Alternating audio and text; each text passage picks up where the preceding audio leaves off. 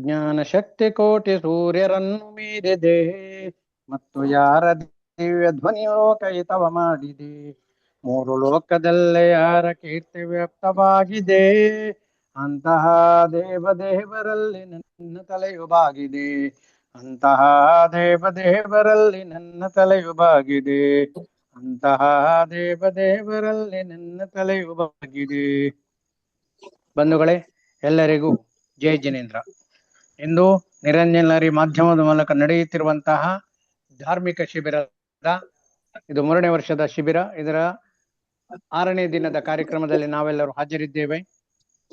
ನಮ್ಮ ತರಗತಿ ಅಧ್ಯಾಪಕರಾದಂತಹ ಸುಮಾ ಮೇಡಮ್ ಮೈಸೂರವರು ಹಾಗೂ ಪದ್ಮಶ್ರೀ ಮೇಡಮ್ ಅವರು ಇರುವರಿಗೂ ಸ್ವಾಗತವನ್ನು ಬಯಸುತ್ತೇನೆ. ಹಾಗೆಯೇ ನಮ್ಮ ಕಾರ್ಯಕ್ರಮದ ಇಂದಿನ ಅತಿಥಿಯಾಗಿರುವಂತಹ ಡಾಕ್ಟರ್ ನೀರಾಜ ನಾಗೇಂದ್ರ ಕುಮಾರ್ ಅವರನ್ನು ಕೂಡ ಹಾರ್ದಿಕವಾಗಿ ಸ್ವಾಗತಿಸುತ್ತಿದ್ದೇನೆ.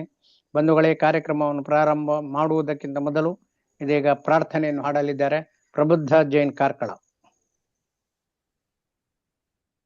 ಎಲ್ಲರಿಗೂ ಜೈ ಜಿನೇಂದ್ರ. ಪರಮ ಪರಂ ಜ್ಯೋತಿ ಕೋಟಿ ಚಂದ್ರಾದಿತ್ಯ ಕಿರಣ ಸುಜ್ಞಾನ ಪ್ರಕಾಶ ನಿರಂಜಿತ ಶರಣ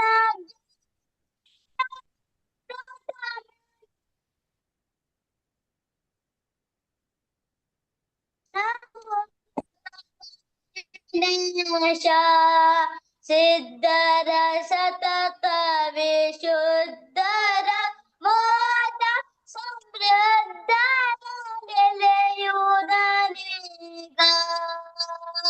ಪುರಿತಾಂ ಜಯ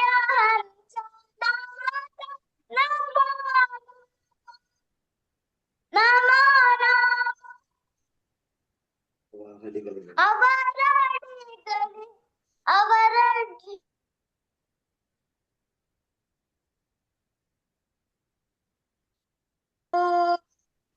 ವ್ಯವಹಾರ ನಿಶ್ಚಯವರಿತು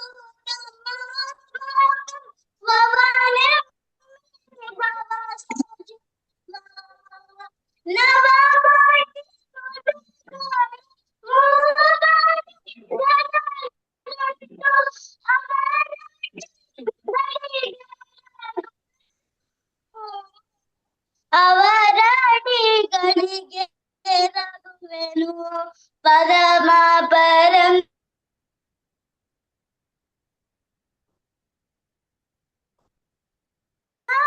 ಜ್ಞಾನ ಪ್ರಕಾಶ. ಎಲ್ಲರಿಗೂ ಜೈ ಜಿನೇಂದ್ರ. ಓಕೆ, ಪ್ರಾರ್ಥನೆಯನ್ನು ಹಾಡಿದಂತಹ ಪ್ರಬುದ್ಧ ಜೈನ್ ಇವರಿಗೆ ಧನ್ಯವಾದಗಳನ್ನು ಅರ್ಪಿಸುತ್ತಿದ್ದೇನೆ. ಬಂಧುಗಳೇ, ನಿರಂಜನಲಹರಿ ಮಾಧ್ಯಮದ ಮೂಲಕ ನಡೆಯುತ್ತಿರುವಂತಹ 3ನೇ ವರ್ಷದ ಧಾರ್ಮಿಕ ಶಿಬಿರದಲ್ಲಿ ನಾವಿಂದು 6ನೇ ದಿನದ ಕಾರ್ಯಕ್ರಮದಲ್ಲಿದ್ದೇವೆ. ತಮ್ಮೆಲ್ಲರನ್ನು ಆತ್ಮೀಯವಾಗಿ ಸ್ವಾಗತಿಸುತ್ತಾ ನಮ್ಮ ಈ ಶಿಬಿರವನ್ನು ಈ ವರ್ಷ ನಡೆಸಿಕೊಡುತ್ತಿರುವವರು ಸುಮಾ ಪ್ರಸಾದ್ ಮೈಸೂರವರು, ಅವರನ್ನು ಕೂಡ ಹಾರ್ದಿಕವಾಗಿ ಸ್ವಾಗತಿಸುತ್ತಿದ್ದೇನೆ. ಹಾಗೆ ಪದ್ಮಶ್ರೀ ಚಂದ್ರಪ್ರಕಾಶ್ ಬೆಂಗಳೂರು, ಇವರನ್ನು ಕೂಡ ಹಾರ್ದಿಕವಾಗಿ ಸ್ವಾಗತಿಸುತ್ತಿದ್ದೇನೆ. ಬಂಧುಗಳೇ, ನಮ್ಮ ಕಾರ್ಯಕ್ರಮದಲ್ಲಿ ದಿನಾಲು ಒಬ್ಬರು ಅತಿಥಿ ಇರ್ತಾರೆ. ಇಂದು ಅತಿಥಿಯಾಗಿ ಭಾಗವಹಿಸಿರುವವರು ಡಾಕ್ಟರ್ ನೀರಾಜ ನಾಗೇಂದ್ರ ಕುಮಾರ್ ಅವರು, ನಮ್ಮ ರತ್ನಾತ್ರಯ ಧಾರಾವಾಹಿಯ ನಿರ್ಮಾಪಕರು ಹಾಗೂ ನಿರ್ದೇಶಕರು ಆಗಿರುವಂತಹ ಹಾಗೂ ಉಪನ್ಯಾಸಕರಾಗಿರುವಂತಹ, ವೃತ್ತಿಯಲ್ಲಿ ವೈದ್ಯರಾಗಿರುವಂತಹ ಹಾಗೂ ಅನೇಕ ಸಂಘಟನೆಗಳಲ್ಲೂ ಕೂಡ ತನ್ನನ್ನು ತಾನು ತೊಡಗಿಸಿಕೊಂಡವರು, ಜೈನ ಧರ್ಮದ ಘನ ವಿದ್ವಾಂಸರಾಗಿರುವ ನೀರಜ ನಾಗೇಂದ್ರ ಕುಮಾರ್ ಜೈನ್ ಅವರನ್ನು ಕೂಡ ಹಾರ್ದಿಕವಾಗಿ ಈ ಕಾರ್ಯಕ್ರಮಕ್ಕೆ ಸ್ವಾಗತಿಸುತ್ತಿದ್ದೇನೆ. ಬಂಧುಗಳೇ, ನಮ್ಮ ಕಾರ್ಯಕ್ರಮಕ್ಕೆ ತಾಂತ್ರಿಕ ಕಾರಣಗಳಿಂದ ಯೂಟ್ಯೂಬ್ನಲ್ಲಿ ಲೈವ್ ಹೋಗ್ತಾ ಇಲ್ಲ. ಅದನ್ನು ರೆಕಾರ್ಡ್ ಮಾಡಿ ನಮಗೆ ಸಹಕರಿಸುತ್ತಿರುವಂತಹ ಸುಮಾ ಮೇಡಮ್ ಹಾಗೂ ಶ್ರಾವಣಿಯವರಿಗೆ ಹಾರ್ದಿಕ ಸ್ವಾಗತವನ್ನು ಬಯಸುತ್ತೇನೆ. ಮಕ್ಕಳೆಲ್ಲರಿಗೂ ಈ ಕಾರ್ಯಕ್ರಮಕ್ಕೆ ಪ್ರೀತಿಪೂರ್ವಕವಾದ ಸ್ವಾಗತವನ್ನು ಬಯಸುತ್ತೇನೆ. ಹಾಗೆ ಮಕ್ಕಳ ಪೋಷಕರಿಗೂ ಕೂಡ ಹಾರ್ದಿಕವಾದ ಸ್ವಾಗತವನ್ನು ಬಯಸುತ್ತೇನೆ. ಬನ್ನಿ, ಇಂದು ನಾವು 6ನೇ ದಿನದ ಶಿಬಿರದಲ್ಲಿ ಭಾಗವಹಿಸೋಣ. ಇದೀಗ ಅಧ್ಯಾಪಕರು ತರಗತಿಯನ್ನು ಮುಂದುವರೆಸಲಿದ್ದಾರೆ. ಅವರ ಮಾತುಗಳಿಗೆ ನಾವು ಕಿವಿ ಆಗೋಣ, ಜೈನ ಧರ್ಮದ ಬಗ್ಗೆ ತಿಳಿಯೋಣ ಎಂದು ಹೇಳುತ್ತಾ ಸ್ವಲ್ಪ ಹೊತ್ತಿನ ನಂತರ ನಮ್ಮ ಅತಿಥಿಯಾಗಿರುವಂತಹ ನೀರಜ ನಾಗೇಂದ್ರ ಕುಮಾರ್ ಅವರು ಮಕ್ಕಳನ್ನು ಉದ್ದೇಶಿಸಿ ಮಾತನಾಡಲಿದ್ದಾರೆ. ಇದೀಗ ಸುಮಾ ಪ್ರಸಾದ್ ಮೈಸೂರು ಅವರು. ಶತೇಂದ್ರ ವಂದಿತನು ತ್ರಿಜಗಹಿತನು ನಿರ್ಮಲ ಮಧುರವಾಣಿಯುತನು ಜಿತಭವನು ನಿಸ್ಸೀಮ ಗುಣಧರನು ಮಾದ ಜಿನವರೆಗೆ ನಮಿಸುವೆನು. ಜಬಲೋ ಜಿನೇಂದ್ರ ಭಗವಾನ್ ಕಿ ಜೈ. ಎಲ್ಲ ಸಧರ್ಮ ಬಂಧುಗಳೇ, ಮಕ್ಕಳೇ, ಇವತ್ತು ಈ ತರಗತಿಯನ್ನ ಪ್ರಾರಂಭ ಮಾಡೋಣ. ಕೇಳಿಸ್ತಾ ಇದ್ಯಾ ಎಲ್ಲ ಮಕ್ಕಳಿಗೂ? ಕೇಳಿಸ್ತಾ ಇದ್ಯಾ ಮಕ್ಕಳೇ? Very good, very good. Jai Jinendra, Jai Jinendra ma'am. Jai Jinendra Jai ma'am. Jinendra, Jai Jinendra. Jai Jinendra. Jai Jinendra, Jai Jai Jinendra. Jinendra, Jai Jinendra.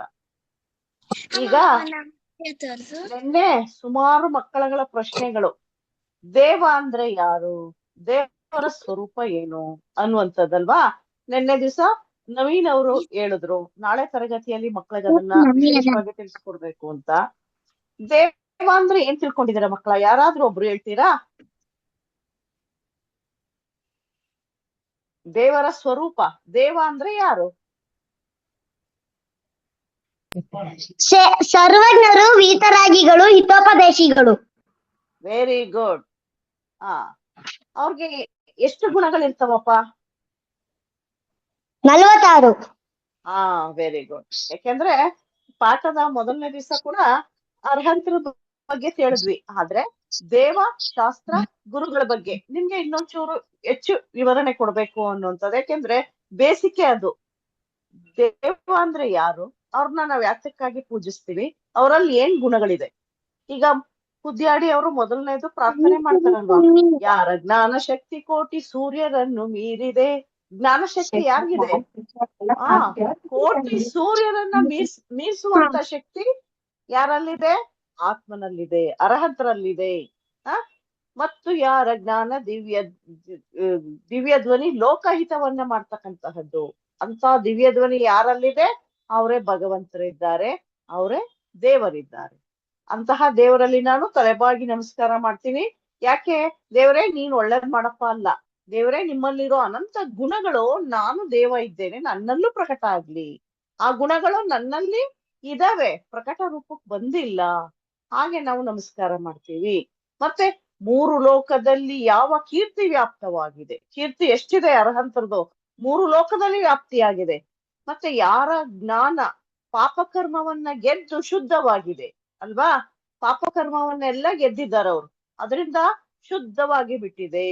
ಅಮಿತವಾದಂತ ಶಕ್ತಿ ಯಾರಿಗಿದೆ? ಅರ್ಹಂತರಿಗಿದೆ. ಸಕಲ ತತ್ವವನ್ನ ಅವರು ತಿಳ್ಕೊಂಡಿದ್ದಾರೆ. ಹಾಗಾಗಿ ಲೋಕದಲ್ಲಿ ವೀತರಾಗ ಪೂಜ್ಯ ಪದವಿಯನ್ನ ಹೊಂದಿದೆ. ಯಾರಂತ ಸ್ತುತಿಯಲ್ಲಿ ಬರುವಂತದ್ದದು. ಲೋಕದಲ್ಲಿ ವೀತರಾಗ ಪೂಜ್ಯ ಪದವಿ ಹೊಂದಿದೆ ಅಲ್ವಾ? ಯಾವ್ದು ಪೂಜ್ಯ ಪದವಿ ಹೊಂದಿರೋದು? ವೀತರಾಗ.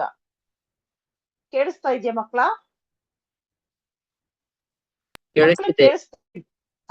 ಓಕೆ. ಪೂಜ್ಯ ಪದವಿ ಯಾವ್ದಪ್ಪ ಇದೆ ಅಂದ್ರೆ ವೀತರಾಗ, ರಾಗದ್ವೇಷ ಇಲ್ಲದಂತಹದ್ದು. ಹಾಗಾಗಿ ನಾವು ಅವ್ರಿಗೆ ನಮಸ್ಕಾರ ಮಾಡ, ಅವರೇ ದೇವರಿದ್ದಾರೆ. ಮತ್ತೆ ಅರ್ಹಂತರಿಗೆ ಇನ್ನೊಂದು ವಿಶೇಷಣ ಕೊಟ್ಟಿದ್ದಾರೆ ಅಲ್ವಾ? ಸಮಂತ ಭದ್ರಾಚಾರ್ಯರು ರತ್ನಕರಂಡ ಶ್ರಾವಕಾಚಾರದಲ್ಲಿ ಕೂಡ ಹೇಳ್ತಾರೆ, ಆಪ್ತ. ಆಪ್ತ ಅನ್ನೋ ಒಂದು ಶಬ್ದವನ್ನ ಪ್ರಯೋಗ ಮಾಡ್ತಾರೆ. ಆಪ್ತ ಅಂದ್ರೆ ಯಾರು?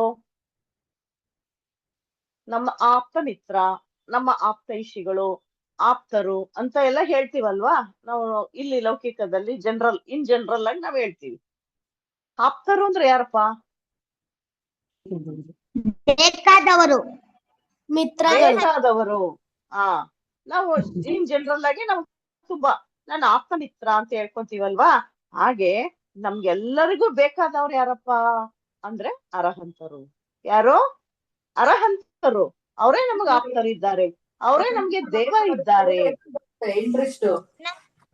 ಅಂತ ದೇವರಲ್ಲಿ ನಾವು ನಮಸ್ಕಾರವನ್ನ ಮಾಡ್ತೇವೆ. ದೇವರ ಸ್ವರೂಪ ಹೇಗಿದ್ಯಪ್ಪ ಅಂದ್ರೆ, ನಾವು ಒಬ್ಬ ಸೂರ್ಯ ಅಲ್ವಾ? ಒಬ್ಬ ಸೂರ್ಯನ ಒಂದು ಪ್ರಕಾಶವನ್ನ ನಾವು ತಡ್ಕೊಳಕ್ ಆಗ್ತಾ ಇಲ್ಲ. ಇವಾಗ ಬೇಸಿಗೆ ಇದೆ, ಎಷ್ಟು ಸೆಕೆ ಆಗುತ್ತೆ ಅಲ್ವಾ ಮಕ್ಕಳ? ಒಬ್ಬ ಸೂರ್ಯಂದು ಅಂತದ್ದು ಕೋಟಿ ಸೂರ್ಯರ ಶಕ್ತಿ ಜ್ಞಾನದಲ್ಲಿದೆ. ಆ ಜ್ಞಾನ ಯಾರಲ್ಲಿದೆ? ನಮ್ಮೆಲ್ಲರಲ್ಲೂ ಇದೆ. ವಿಶೇಷವಾಗಿ ಪ್ರಕಟ ಆಗಿರೋದು ಅರಹಂತರಲ್ಲಿ. ಅರಹಂತರಲ್ಲಿ ಅಜ್ಞಾನ ಪ್ರಕಟ ಆಗಿರೋದ್ರಿಂದ ನಮ್ಗೆಲ್ಲ ದೇವ ಅಂದ್ರೆ ಅರಹಂತರ ಇದ್ದಾರೆ, ವೀತರಾಗಿ ಇದ್ದಾರೆ, ಸರ್ವಜ್ಞರಿದ್ದಾರೆ, ಹಿತೋಪದೇಶಿ ಇದ್ದಾರೆ. ಅರಹಂತರಿಗೆ ಹಲವಾರು ಹೆಸರುಗಳನ್ನ ಹೇಳ್ತಾರೆ. ಇವರೇ ದೇವ ಇದ್ದಾರೆ. ಯಾಕೆ ರಾಗದ್ವೇಷಗಳು ಇಲ್ಲದೆ ಇರುವಂತಹದ್ದು ದೇವನ ಸ್ವರೂಪ ಇದೆ. ಅರ್ಹನ್ ಅಂತೀವಿ, ಜಿನ ಅಂತೀವಿ, ಸಕಲ ಪರಮಾತ್ಮ ಅಂತೀವಿ, ಸಯೋಗ ಕೇವಲಿ ಅಂತೀವಿ. ಹೀಗೆ ಹಲವಾರು ಆಪ್ತ ಅಂತೀವಿ. ಹಲವಾರು ಹೆಸರುಗಳನ್ನ ನಾವು ಕೊಟ್ಟು ದೇವರನ್ನ ನಾವು ದೇವ ಅಂತ ಹೇಳ್ತೀವಿ. ಯಾಕೆಂದ್ರೆ ಇವರೆಲ್ಲ ಜೈನ ಧರ್ಮದ ದೇವರಿದ್ದಾರೆ ಅಲ್ವಾ. ದೇವರ ಸ್ವರೂಪವನ್ನೇ ನಾವು ತಿಳ್ಕೊಳ್ಳಿಲ್ಲ ಅಂದ್ರೆ ಧರ್ಮ ಮಾಡೋದು ಎಲ್ಲಿಂದ? ಧರ್ಮ ಅಂದ್ರೆ ಯಾವುದು? ವಸ್ತುವಿನ ಸ್ವರೂಪವೇ ಧರ್ಮ, ವಸ್ತು ಸ್ವಭಾವ ಧರ್ಮ, ವಸ್ತುವಿನ ಸ್ವಭಾವವೇ ಧರ್ಮ. ಅಂತಹ ಧರ್ಮದ ಉಪದೇಶವನ್ನ ಕೊಟ್ಟಂತಹವರು ಅರಹಂತ ಪ್ರಭುಗಳು. ಪ್ರಭು ಅಂದ್ರೆ ಒಡೆಯ, ಮಾಲೀಕ. 3 ಲೋಕದ ಮಾಲೀಕ ಯಾರಪ್ಪ? ಅರಹಂತರಿದ್ದಾರೆ. ನಾವು ಬೇರೆ ಯಾವ ದೇವಗಳನ್ನ ಯಾಕೆ ನಮಸ್ಕಾರ ಮಾಡಬಾರ್ದು ಅನ್ನೋದಕ್ಕೆ ಇಲ್ಲಿ ನಾನು ನಿಮ್ಗೆ ತಿಳಿಸ್ಕೊಡ್ತೀನಿ ಒಂದೊಂದಾಗಿ. ಏನಪ್ಪಾ ಅಂದ್ರೆ ಅರಹಂತರಲ್ಲಿ ಏನಿದ್ಯಪ್ಪ? 46 ಗುಣಗಳು ಹೇಳಿದಿರಿ. ಅದಲ್ದೆ ಇನ್ಯಾವ್ದಿದೆ? 18 ದೋಷಗಳಿಂದ ರಹಿತರಾದವರು ಅಲ್ವಾ. 18 ದೋಷಗಳು ಯಾವ್ದು? ಯಾರಾದ್ರೂ ಹೇಳ್ತೀರಾ? ಒಂದೋ ಎರಡೋ ಹೇಳ್ತೀರಾ? ನೀರಡಿಕೆ. ಏನಪ್ಪಾ? ಕ್ಷುದೆ ನೀರಡಿಕೆ ರೋಗ. Very good. ಅದನ್ನೇ ಸಮಂತ ಭದ್ರರು ಹೇಳ್ತಾರೆ. ಕ್ಷುತ್ ಪಿಪಾಸ ಜರಾತಂಕ ಜನ್ಮಾಂತಕ ಭಯಸ್ಮಯ ನರಾಗದ್ವೇಷ ಮೋಹಾಶ್ಚ ಯಸ್ಯಾಪ್ತಃ ನ ಪ್ರಕೀರ್ತೆ ಅಂತ ಹೇಳ್ತಾರೆ. ಅಂದ್ರೆ ಯಾರು 18 ದೋಷವನ್ನ ಜಯಿಸಿದ್ದಾರೆ, ಗೆದ್ದಿದ್ದಾರೆ, ನಾಶ ಮಾಡಿದ್ದಾರೆ ಅಲ್ವಾ. ಹಸಿವು, ಬಾಯಾರಿಕೆ, ಶೋಕ, ಭಯ, ಜಿಗುಪ್ಸ ಇವೆಲ್ಲ ಏನಿದಾವೆಯಪ್ಪ? ಭಯ, ರಾಗ, ದ್ವೇಷ, ಮರಣ, ರೋಗ, ಮುಪ್ಪು ಈ ಎಲ್ಲವನ್ನು ಗೆದ್ದಿರುವಂತವ್ರೇ ದೇವರಿದ್ದಾರೆ. ಲೋಕದಲ್ಲಿ ಯಾರಿಗಪ್ಪ ಇವೆಲ್ಲ ಗೆಲ್ಲುವ ಶಕ್ತಿ ಇದೆ? ಯಾರು ಗೆದ್ದಿದ್ದಾರೆ? ಅರಹಂತರು ಬಿಟ್ಟು ಯಾರು ಗೆದ್ದೇ ಇಲ್ಲ ಅಲ್ವಾ. ಯಾರ್ಯಾರು ಗೆದ್ದಿದಾರ? ಹೇಳಿಯಪ್ಪ, ಹೇಳಿ ಮಕ್ಳ.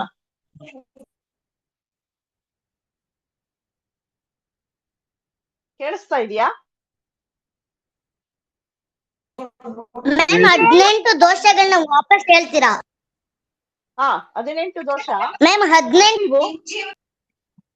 ಹಸಿವು, ಬಾಯಾರಿಕೆ, ಮುಪ್ಪು, ರೋಗ, ಜನ್ಮ, ಮರಣ, ಭಯ, ಗರ್ವ, ರಾಗ, ದ್ವೇಷ, ಮೋಹ, ಚಿಂತೆ, ಆಶ್ಚರ್ಯ, ನಿದ್ರೆ, ಖೇದ, ಶೋಕ, ಬೆವರು ಇವೆಲ್ಲ 18 ದೋಷಗಳಿದ್ದಾವೆ. ಯಾರಿಗೆ 18 ದೋಷವನ್ನ ಗೆದ್ದಿದ್ದಾರೆ, ಜಯಿಸಿದ್ದಾರೆ, ಅವರೇ ಜಿನ, ಅವರೇ ಅರ್ಹಂತ, ಅವರೇ ಆಪ್ತರಿದ್ದಾರೆ. ಯಾಕೆಂದ್ರೆ ನಮ್ಗೆ ನಿತ್ಯ ಏನಿದ್ಯಪ್ಪ? ಹಸಿವು, ಬಾಯಾರಿಕೆ ಅಲ್ವಾ. ಹಸಿವು, ಬಾಯಾರಿಕೆ ದೊಡ್ಡ ರೋಗ. ಅದು ರೋಗನೇ, ರೋಗ ಇದೆಯಲ್ವಾ. ಆ ರೋಗವನ್ನ ಜಯಿಸಿದ್ದಾರೆ.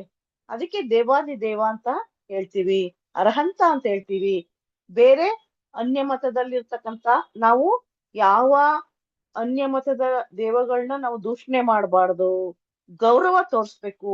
ಬೇರೆ ಧರ್ಮವನ್ನ ಪ್ರೀತಿಸ್ಬೇಕು, ಗೌರವ ತೋರಿಸ್ಬೇಕು. ನಮ್ಮ ಧರ್ಮವನ್ನ ಪ್ರೀತಿಸ್ಬೇಕು. ಶ್ರದ್ಧೆ ನಮ್ಮದೇ ಇರ್ಬೇಕು. ಯಾಕೆಂದ್ರೆ ನಾವು ಹುಟ್ಟಿರುವಂತ ಪರಂಪರೆ ಅಂತದಿದೆ. ಜೈನ ಪರಂಪರೆಯಲ್ಲಿ ಹುಟ್ಟಿ ಜೈನ ಭಗವಂತನನ್ನ ನಾವು ಆರಾಧನೆ ಮಾಡಿ ಆ ಗುಣಗಳು ನನ್ನಲ್ಲಿ ಪ್ರಾಪ್ತಿ ಆಗ್ಲಿ ಅನ್ನೋ ಭಾವನೆಯಿಂದ ನಾವು ಅರಹಂತರ ದರ್ಶನ ಮಾಡ್ತಕ್ಕಂತಹದ್ದು, ಅರಹಂತರ ಸ್ವರೂಪವನ್ನ ತಿಳ್ಕೊಳ್ಳುವಂತಹದ್ದು ಇದೆಲ್ಲ ನಾವು ಮಾಡ್ತೀವಿ ಅಲ್ವಾ. ಅರಹಂತರಲ್ಲಿ ಇನ್ನೇನಿದ್ಯಪ್ಪ? ಅರಹಂತರಲ್ಲಿ ಬೇಕಾದಷ್ಟು ಚಮತ್ಕಾರಗಳಿದಾವೆ ಮಕ್ಳ. ಆದ್ರೆ ನಮ್ಗೇನು ಬರೀ ಅರ್ಹಂತರು ಇಷ್ಟು ಮಾತ್ರ ನಾವು ತಿಳ್ಕೊಂಡಿದೀವಿ. ಇನ್ ಡೀಟೇಲ್ ಹೋಗ್ತು ಅಂದ್ರೆ ನಾವು ಆನ್ಲೈನ್ ಕ್ಲಾಸ್ ಅಲ್ಲಿ ಅಷ್ಟು ನಾವು ಹೇಳೋದಕ್ ಸಾಧ್ಯ ಆಗ್ತಾ ಇಲ್ಲ. ಎಲ್ಲ ಶಾರ್ಟ್ ಮಾಡಿ ನಿಮ್ಗೆ ತಿಳಿಸ್ಕೊಡೋ ಪ್ರಯತ್ನ ಮಾಡ್ತೀವಿ ಅಲ್ವಾ. ಯಾವಾಗಾದ್ರೂ ಒಮ್ಮೆ ಈಗೆಲ್ಲ ತಾವು ಶಿಬಿರಗಳು ಇದ್ದಾಗ ಅಲ್ಲಿ ಹೋದಾಗ ಟೀಚರ್ಸ್ಗಳು ನಿಮ್ಗೆ ಪಂಚಪರಮಿಷ್ಠಿಗಳ ಅರ್ಹಂತರ ಸ್ವರೂಪವನ್ನ ಹೇಳ್ತಾರೆ. ನಿನ್ನೆ ಒಂದು ಸುಮಾರು ಜನ ಮಕ್ಕಳು ಕೃಷ್ಣನನ್ನ ಯಾತಕ್ಕೆ ಪೂಜೆ ಮಾಡಬಾರ್ದು, ರಾಮನನ್ನ ಯಾತಕ್ಕೆ ಪೂಜೆ ಮಾಡಬಾರ್ದು, ಹನುಮಂತನನ್ನ ಯಾತಕ್ಕೆ ಪೂಜೆ ಮಾಡಬಾರ್ದು ಅಂತ ಎಲ್ಲ ಕೇಳಿದ್ರು. ಏಕೆಂದ್ರೆ ಅವರೆಲ್ಲ ದೇವ ಅಲ್ಲ, ಕುದೇವ ಅಂತ ಕರಿತೀವಿ ಅಲ್ವಾ? ಏನ್ ಹೇಳಿ ಮಕ್ಳ? ಕುದೇವ. ಕುದೇವಗಳು. ಸುದೇವ ಅಂತ ಹೇಳ್ತೀವಿ ನಮ್ಮಲ್ಲಿ. ಸುದೇವ ಯಾರು? ಅರಹಂತರು, ಸಿದ್ಧರು, ಸುದೇವರಿದ್ದಾರೆ. ಇವರೆಲ್ಲ ಕುದೇವರಿದ್ದಾರೆ. ಕುದೇವರ ಆರಾಧನೆ ಮಾಡುವಂತಹದ್ದು ಏನಿದೆ ಅದು ದೋಷ ಇದೆ. ಅಲ್ಲಿ ಅವರಲ್ಲಿ ಗುಣಗಳು ಇಲ್ಲ. ಆದ್ರೆ ನಮ್ಮ ಜೈನ ಪರಂಪರೆಯ ಪ್ರಕಾರ ಹನುಮಂತ ಕಾಮದೇವ ಇದ್ದಾರೆ. ಮುಂದೆ ಮೋಕ್ಷಕ್ಕೆ ಹೋಗ್ತಕ್ಕಂತಹ ಜೀವ, ತದ್ಭವ ಮೋಕ್ಷಗಾಮಿ ಹೋಗಿದ್ದಾರೆ. ಯಾರು? ಹನುಮಂತ. ಈಗ ಇಲ್ಲಿ ಪೂಜೆ ಮಾಡ್ತಕ್ಕಂತಹ ಕೋತಿಯಾಗೆ ಆಕಾರ ಇರುವಂತಹ ಹನುಮಂತ ಪೂಜೆಗೆ ಯೋಗ್ಯ ಇಲ್ಲ.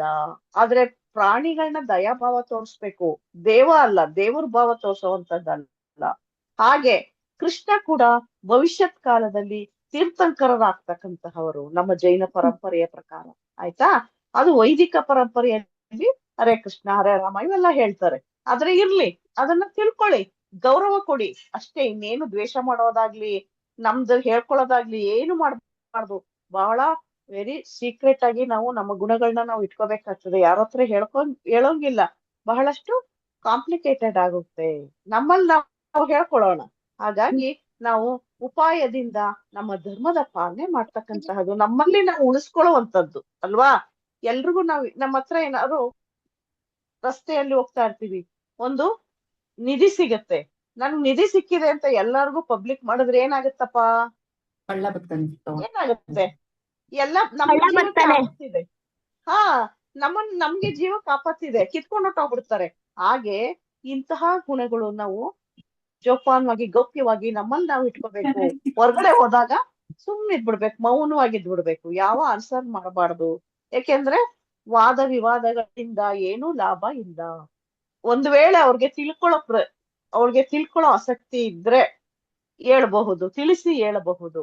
ಅವ್ರಿಗೆ ಆಸಕ್ತಿ ಇಲ್ಲ, ಬರೀ ಜಗಳ ಮಾಡುವಂಥದ್ದು, ವಾದ ಮಾಡುವಂಥದ್ದು ಮಾಡಿದ್ರೆ ನಾವಲ್ಲೇನು ಮೌನವಾಗಿರ್ಬೇಕು. ನಮ್ ಅರ್ಹಂತರ ಗುಣಗಳು ಏನಿದೆ ನಮಗ್ ಗೊತ್ತಿದೆ, ಅದನ್ನ ನಮ್ಗೆ ಶ್ರದ್ಧೆ ಇದೆ ಅಲ್ವಾ? ತತ್ವಾರ್ಥ ಶ್ರದ್ಧಾ ನಮ್ ಸಮ್ಯಕ್ ದರ್ಶನಂ. ತತ್ವಗಳ ಶ್ರದ್ಧೆ. ತತ್ವಗಳು ಅಂದ್ರೆ ಏನು? ತತ್ವಗಳು ಎಷ್ಟಿದಾವೆ? ಎಷ್ಟಿದಾವಮ್ಮ? ಸಪ್ತ ತತ್ವ.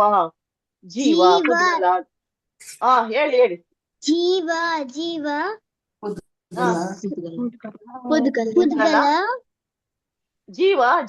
ಆಸ್ತ್ರವ ನಿರ್ಜರ.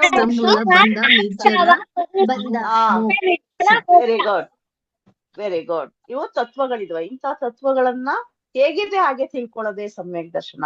ತತ್ವಗಳನ್ನ ನಮ್ಗೆ ಉಪದೇಶ ಮಾಡಿರೋರು ಯಾರು? ಭಗವಂತರು, ಜಿನೇಂದ್ರ ಪ್ರಭುಗಳು, ಅರಹಂತರು.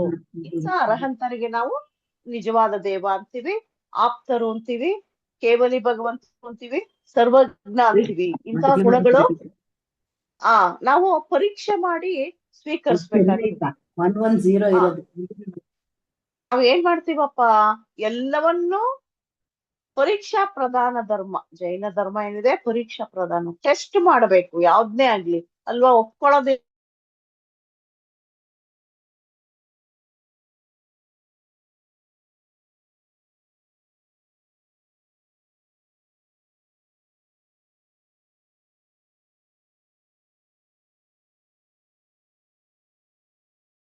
ಪರಿಶೀಲನೆ ಮಾಡ್ತೀವಿ, ಟೆಸ್ಟ್ ಮಾಡ್ತೀವಿ.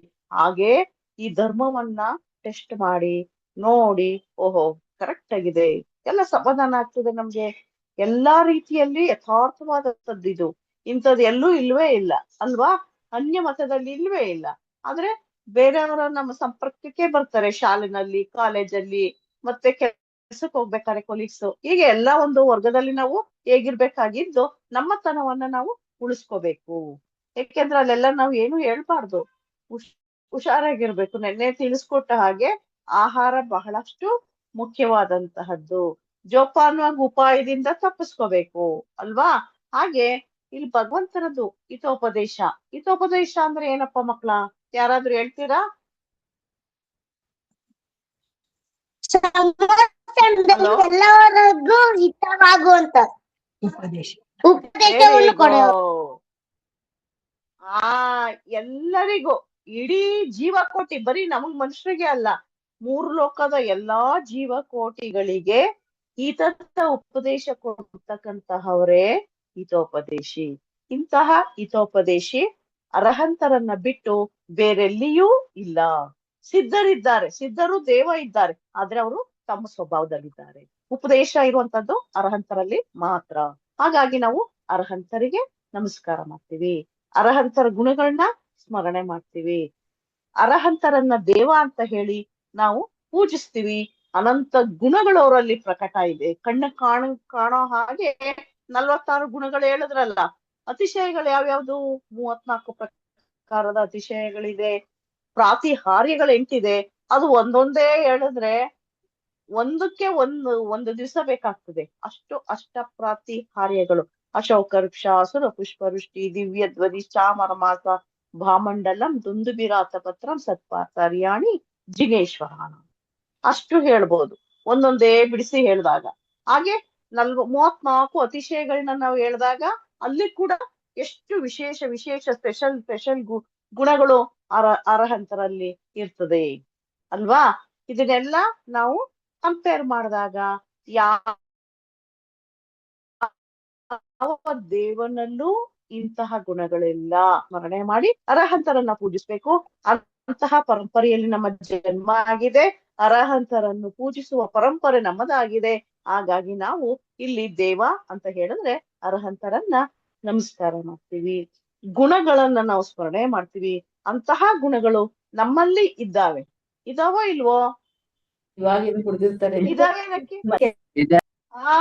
ಇದೆ. ಇದೆ ಅನ್ನೋದಕ್ಕೆ ನಿಮ್ಗೊಂದು ಸಣ್ಣ ಒಂದು ಎಕ್ಸಾಂಪಲ್. ನವಿಲಿನ ಒಂದು ಮೊಟ್ಟೆ ಇಡುತ್ತಲ್ವಪ್ಪ, ಆ ಮೊಟ್ಟೆನಲ್ಲಿ ನವಿಲಿನ ಶಕ್ತಿ ಇದೆಯೋ ಇಲ್ವೋ? ನವಿಲಾಗೋ ಶಕ್ತಿ ಇದೆಯೋ ಇಲ್ವೋ? ಇದೆ. ಇದೆ. ಆದ್ರೆ ಕಣ್ಣಿಗೆ ಕಾಣಿಸುತ್ತಾ ಅದು? ಇಲ್ಲ. ಕಣ್ಣಿನಿಂದ ಕಾಣುವುದಿಲ್ಲ. ಅಲ್ಲಾಡ್ಸಿ ಮೊಟ್ಟೆನ ಹಿಂಗ್ ಇಟ್ಕೊಂಡ್ರೆ ಕಿವಿಯಿಂದ ಕೇಳಿಸೋದಿಲ್ಲ, ಮುಟ್ಟುವುದರಿಂದ ಕಾಣಿಸೋದಿಲ್ಲ, ವಾಸನೆಯಿಂದ ತಿಳಿದು ಬರೋದಿಲ್ಲ. ಹೇಗ್ ತಿಳಿಯುತ್ತೆ? ಅದ್ರೊಳಗೆ ಆ ಮೊಟ್ಟೆಯ ಒಳಗೆ ರಸ ಇರುತ್ತೆ. ಅಲ್ಲಾಡ್ಸಿದ್ರೆ ಅದು ಒಳಗಡೆ ನವಿಲ್ ಇದ್ಯಾ ಏನು ಅಂತ ಹೊಡೆದಾಕ್ಬಿಟ್ರೆ ಹೋಯ್ತದು ಅಲ್ವಾ? ಅದು ರಸ. ಆ ರಸದಲ್ಲಿ ನವಿಲಾಗುವಂತಹ ಶಕ್ತಿ ಇದೆ. ಆದ್ರೆ ಅದಕ್ಕೆ ಪಕ್ವವಾದಂತಹ ಸಮಯ ಬರ್ಬೇಕು ಅಲ್ವಾ? ನಾವು ಅರ್ಜೆಂಟ್ ಮಾಡಿ ಅದನ್ನ ದಿವ್ಸ ಆಯ್ತಾ ನವಿಲಾಗಿದ್ಯಾ ಅಂತ ಮುಟ್ಟೋದ್ರಿಂದ ಏನು ಬರಲ್ಲ. ಹಾಗೆ ಆತ್ಮ ಈ ಪಂಚೇಂದ್ರಿಯ ಕಣ್ಣು, ಮೂಗು, ಬಾಯಿ ಇವೆಲ್ಲದರಿಂದ ತಿಳಿದು ಬರೋದಿಲ್ಲ, ಜ್ಞಾನದಿಂದ ತಿಳಿಯುತ್ತೆ. ಇದು ಮೊಟ್ಟೆ, ಇದರೊಳಗೆ ನವಿಲಾಗುವ ಶಕ್ತಿ ಇದೆ ಅಂತ ಜ್ಞಾನಕ್ಕೆ ಅರಿವಾಗ್ತದೆ. ಜ್ಞಾನದಿಂದ ತಿಳಿದು ಬರುತ್ತೆ. ಅದು ಸ್ವಲ್ಪ ದಿನ ಹೋದ ಮೇಲೆ ನವಿಲ ತಾನಾಗಿಯೇ ಬರ್ತದೆ. ಮೇಲಿನ ಬಿಳಿಯ ಭಾಗ ಸಿಪ್ಪೆಯ ಮೂಲಕ ನವಿಲಾಗೋದಿಲ್ಲ. ಹೇಳಿ ಮಕ್ಕಳ. ಲಕ್ಷ್ಮಣ ಹಾ, ಜೈನ್ಸ್ ಅಲ್ವಾ? ಹೌದಪ್ಪ. ರಾಮ ಮೋಕ್ಷಗಾಮಿ ಇದ್ದಾರೆ. ರಾಮಚಂದ್ರ ಇದ್ದಾರಲ್ಲ, ಅವರು ಮೋಕ್ಷಕ್ಕೆ ಹೋಗಿದ್ದಾರೆ. ಸೀತಾಮಾತೆ ಇದ್ದಾರಲ್ಲ, ಅವರು ಸ್ವರ್ಗಕ್ಕೆ ಹೋಗಿದ್ದಾರೆ. ಲಕ್ಷ್ಮಣ ಕೂಡ ಅವರು ಕೂಡ ಅರ್ಧ ಚಕ್ರಿ ಇದ್ದಾರೆ. ಅವರು ಮುಂದೆ ಮೋಕ್ಷವನ್ನ ಪ್ರಾಪ್ತ ಮಾಡ್ಕೋತಾರೆ. ರಾಮ, ಚಂದ್ರ, ಲಕ್ಷ್ಮಣ ಭಕ್ತ ಒಂದು ಕತೆ ಇದಲ್ಲ, ಲಕ್ಷ್ಮಣನ ಬಾವಿ ಒಳಗಡೆ ಹಾಕಿದ್ದು. ಆಮೇಲೆ ಅವನು ಭಕ್ತ ಮರ ಹೇಳ್ಕೊಂಡು ದೇವತೆ ಬಂದ್ಬಿಟ್ಟು ಅವನ್ನ ರಕ್ಷಿಸಿ ಆಮೇಲೆ ರಾವಣನ ಬಾವಿ ಒಳಗಡೆ ಹಾಕಿದ್ದು. ಇಲ್ಲ, ಅದ್ ಬೇರೆ ಕತೆ ಇರ್ಬೋದು ಮರಿ. ಜೈನ ಪರಂಪರೆಯಲ್ಲಿ ಆ ರೀತಿ ಯಾವ್ದು ಕಥೆಗಳಿಲ್ಲ. ಆದ್ರೆ ಜೈನ ಮಹಾಭಾರತವನ್ನ ನಾವು ನೋಡಿದ್ದೆ ಆದ್ರೆ ಹಲವಾರು ವಿಷಯಗಳು ನಮ್ಗೆ ತಿಳಿದ್ ಬರ್ತದೆ. ರಾಮಚಂದ್ರನ ಕತೆ ಬೇಕು ಅಂದ್ರೆ ಯಾವ್ದು? ಪದ್ಮ ಪುರಾಣವನ್ನ ನಾವು ಸ್ವಾಧ್ಯಾಯ ಮಾಡ್ಬೇಕು, ಅಥವಾ ನಿಮ್ ತಂದೆ ತಾಯಿಗೆ ಹೇಳಿ ಪದ್ಮ ಪುರಾಣವನ್ನ ಕೇಳಿ. ಬಹಳಷ್ಟು ಒಳ್ಳೆ ಕಥೆಗಳಿದಾವೆ ಅಲ್ಲಿ. ಕತೆ, ಉಪಕಥೆ ಒಳಗಡೆ ಬೇಕಾದಷ್ಟು ಕಥೆಗಳು ಮೂಲಕ ನಾವು ರಾಮಚಂದ್ರನನ್ನ, ಲಕ್ಷ್ಮಣನನ್ನ, ಸೀತೆಯನ್ನ, ರಾವಣ ಆತ ಕೂಡ ವ್ರತಿಕ ಇರ್ತಾನೆ. ರಾವಣ ಅಂದ ಕೂಡ್ಲೆ ಸೀತೆಯನ್ನ ಅಪಹರಿಸಿದ್ದಾನೆ ಅನ್ನುವಂಥದ್ದಲ್ಲ. ಅವನು ವ್ರತಿಕ ಇರ್ತಾನೆ. ಶಾಂತಿ ಭಗವಂತರ ಆರಾಧನೆ ಮಾಡ್ತಾನೆ. ಅವ್ನು ವ್ರತಕ್ಕೆ ಕೂತ್ಕೊಂಡ್ರೆ ಅವನೇನಾದ್ರೂ ಮೋಕ್ಷ ಪ್ರಾಪ್ತಿ ಮಾಡ್ಕೊಳಕ್ ಕೂತ್ಬಿಟ್ಟಿದ್ರೆ ಮುಂದಕ್ಕೆ ತೀರ್ಥಂಕರ ಆಗ್ತಾರೆ ರಾವಣ. ಆದ್ರೆ ಅವನು ಒಂದೇ ಒಂದ್ ತಪ್ಪು ಮಾಡ್ತಾನೆ, ಮೋಹಿಸ್ತಾನೆ ಸೀತೆಯನ್ನ. ಹೇಳಿ ಮಕ್ಳ. ಲಕ್ಷ್ಮಣ ನಾರಾಯಣ ತಾನೆ? ಹೌದು, ನಾರಾಯಣ. ಲಕ್ಷ್ಮಣನೇ ರಾವಣನನ್ನ ಹತ್ಯೆ ಮಾಡಿದ್ದು ಅನ್ನುವಂಥದ್ದು ಇದ್ರಲ್ಲಿ ಬರುತ್ತೆ ಪುರಾಣಗಳಲ್ಲಿ. ಲಕ್ಷ್ಮಣ ಮುಂದೆ ತೀರ್ಥಂಕರಾಗ್ತಾರೆ, ಗೊತ್ತಾಯ್ತಾ? ಭವಿಷ್ಯತ್ ಕಾಲದಲ್ಲಿ ತೀರ್ಥಂಕರಾಗ್ತಾರೆ. ಶಲಾಕ ಪುರುಷರಲ್ಲಿ ಅವರೆಲ್ಲ ಬರ್ತಾರೆ. ರಾಮ, ಚಂದ್ರ, ಲಕ್ಷ್ಮಣ, ರಾವಣ ಇವರೆಲ್ಲ ಬರ್ತಾರೆ, ಗೊತ್ತಾಯ್ತಾ? ಕೃಷ್ಣ, ಜರಾಸಂಧ, ಬಲರಾಮ ಇವರೆಲ್ಲ ಕೂಡ ಶಲಾಕ ಪುರುಷರಲ್ಲಿ ಬರ್ತಾರೆ. ಶಲಾಕ ಪುರುಷರು ಅಂದ್ರೆ 63 ಜನ ಶಲಾಕ. ಹೇಳಿ ಮಕ್ಕಳ. ಬಲರಾಮ ಈಗ ಸ್ವರ್ಗದಲ್ಲಿ ಇರೋದಲ್ವಾ? ಹೌದು, ಬಲರಾಮ ಸ್ವರ್ಗದಲ್ಲಿ ಇರ್ತಾರೆ, ಮುಂದೆ ತೀರ್ಥಂಕರಾಗ್ತಾರೆ, ಗೊತ್ತಾಯ್ತಾ? ಕೃಷ್ಣ ನರ್ಕಕ್ಕೆ ಹೋಗಿರೋದಲ್ವಾ ಮ್ಯಾಮ್? ಹೌದು, ಕೃಷ್ಣ ನರಕದಲ್ಲಿದ್ದಾರೆ. ನರಕದಲ್ಲಿದ್ರು ಅವ್ರು ಸುಖಿ ಇದ್ದಾರೆ, ಗೊತ್ತಾಯ್ತಾ? ಆ ನರಕದ ವಾಸ ಮುಗಿತಾ ಇದ್ದಂಗೆ ಮುಂದೆ ಕೃಷ್ಣ ತೀರ್ಥಂಕರಾಗ್ತಕ್ಕಂತಹ ಜೀವ ಅದು ಕೃಷ್ಣ. ಕೃಷ್ಣ ಹೇಳಿ ಮಕ್ಳ.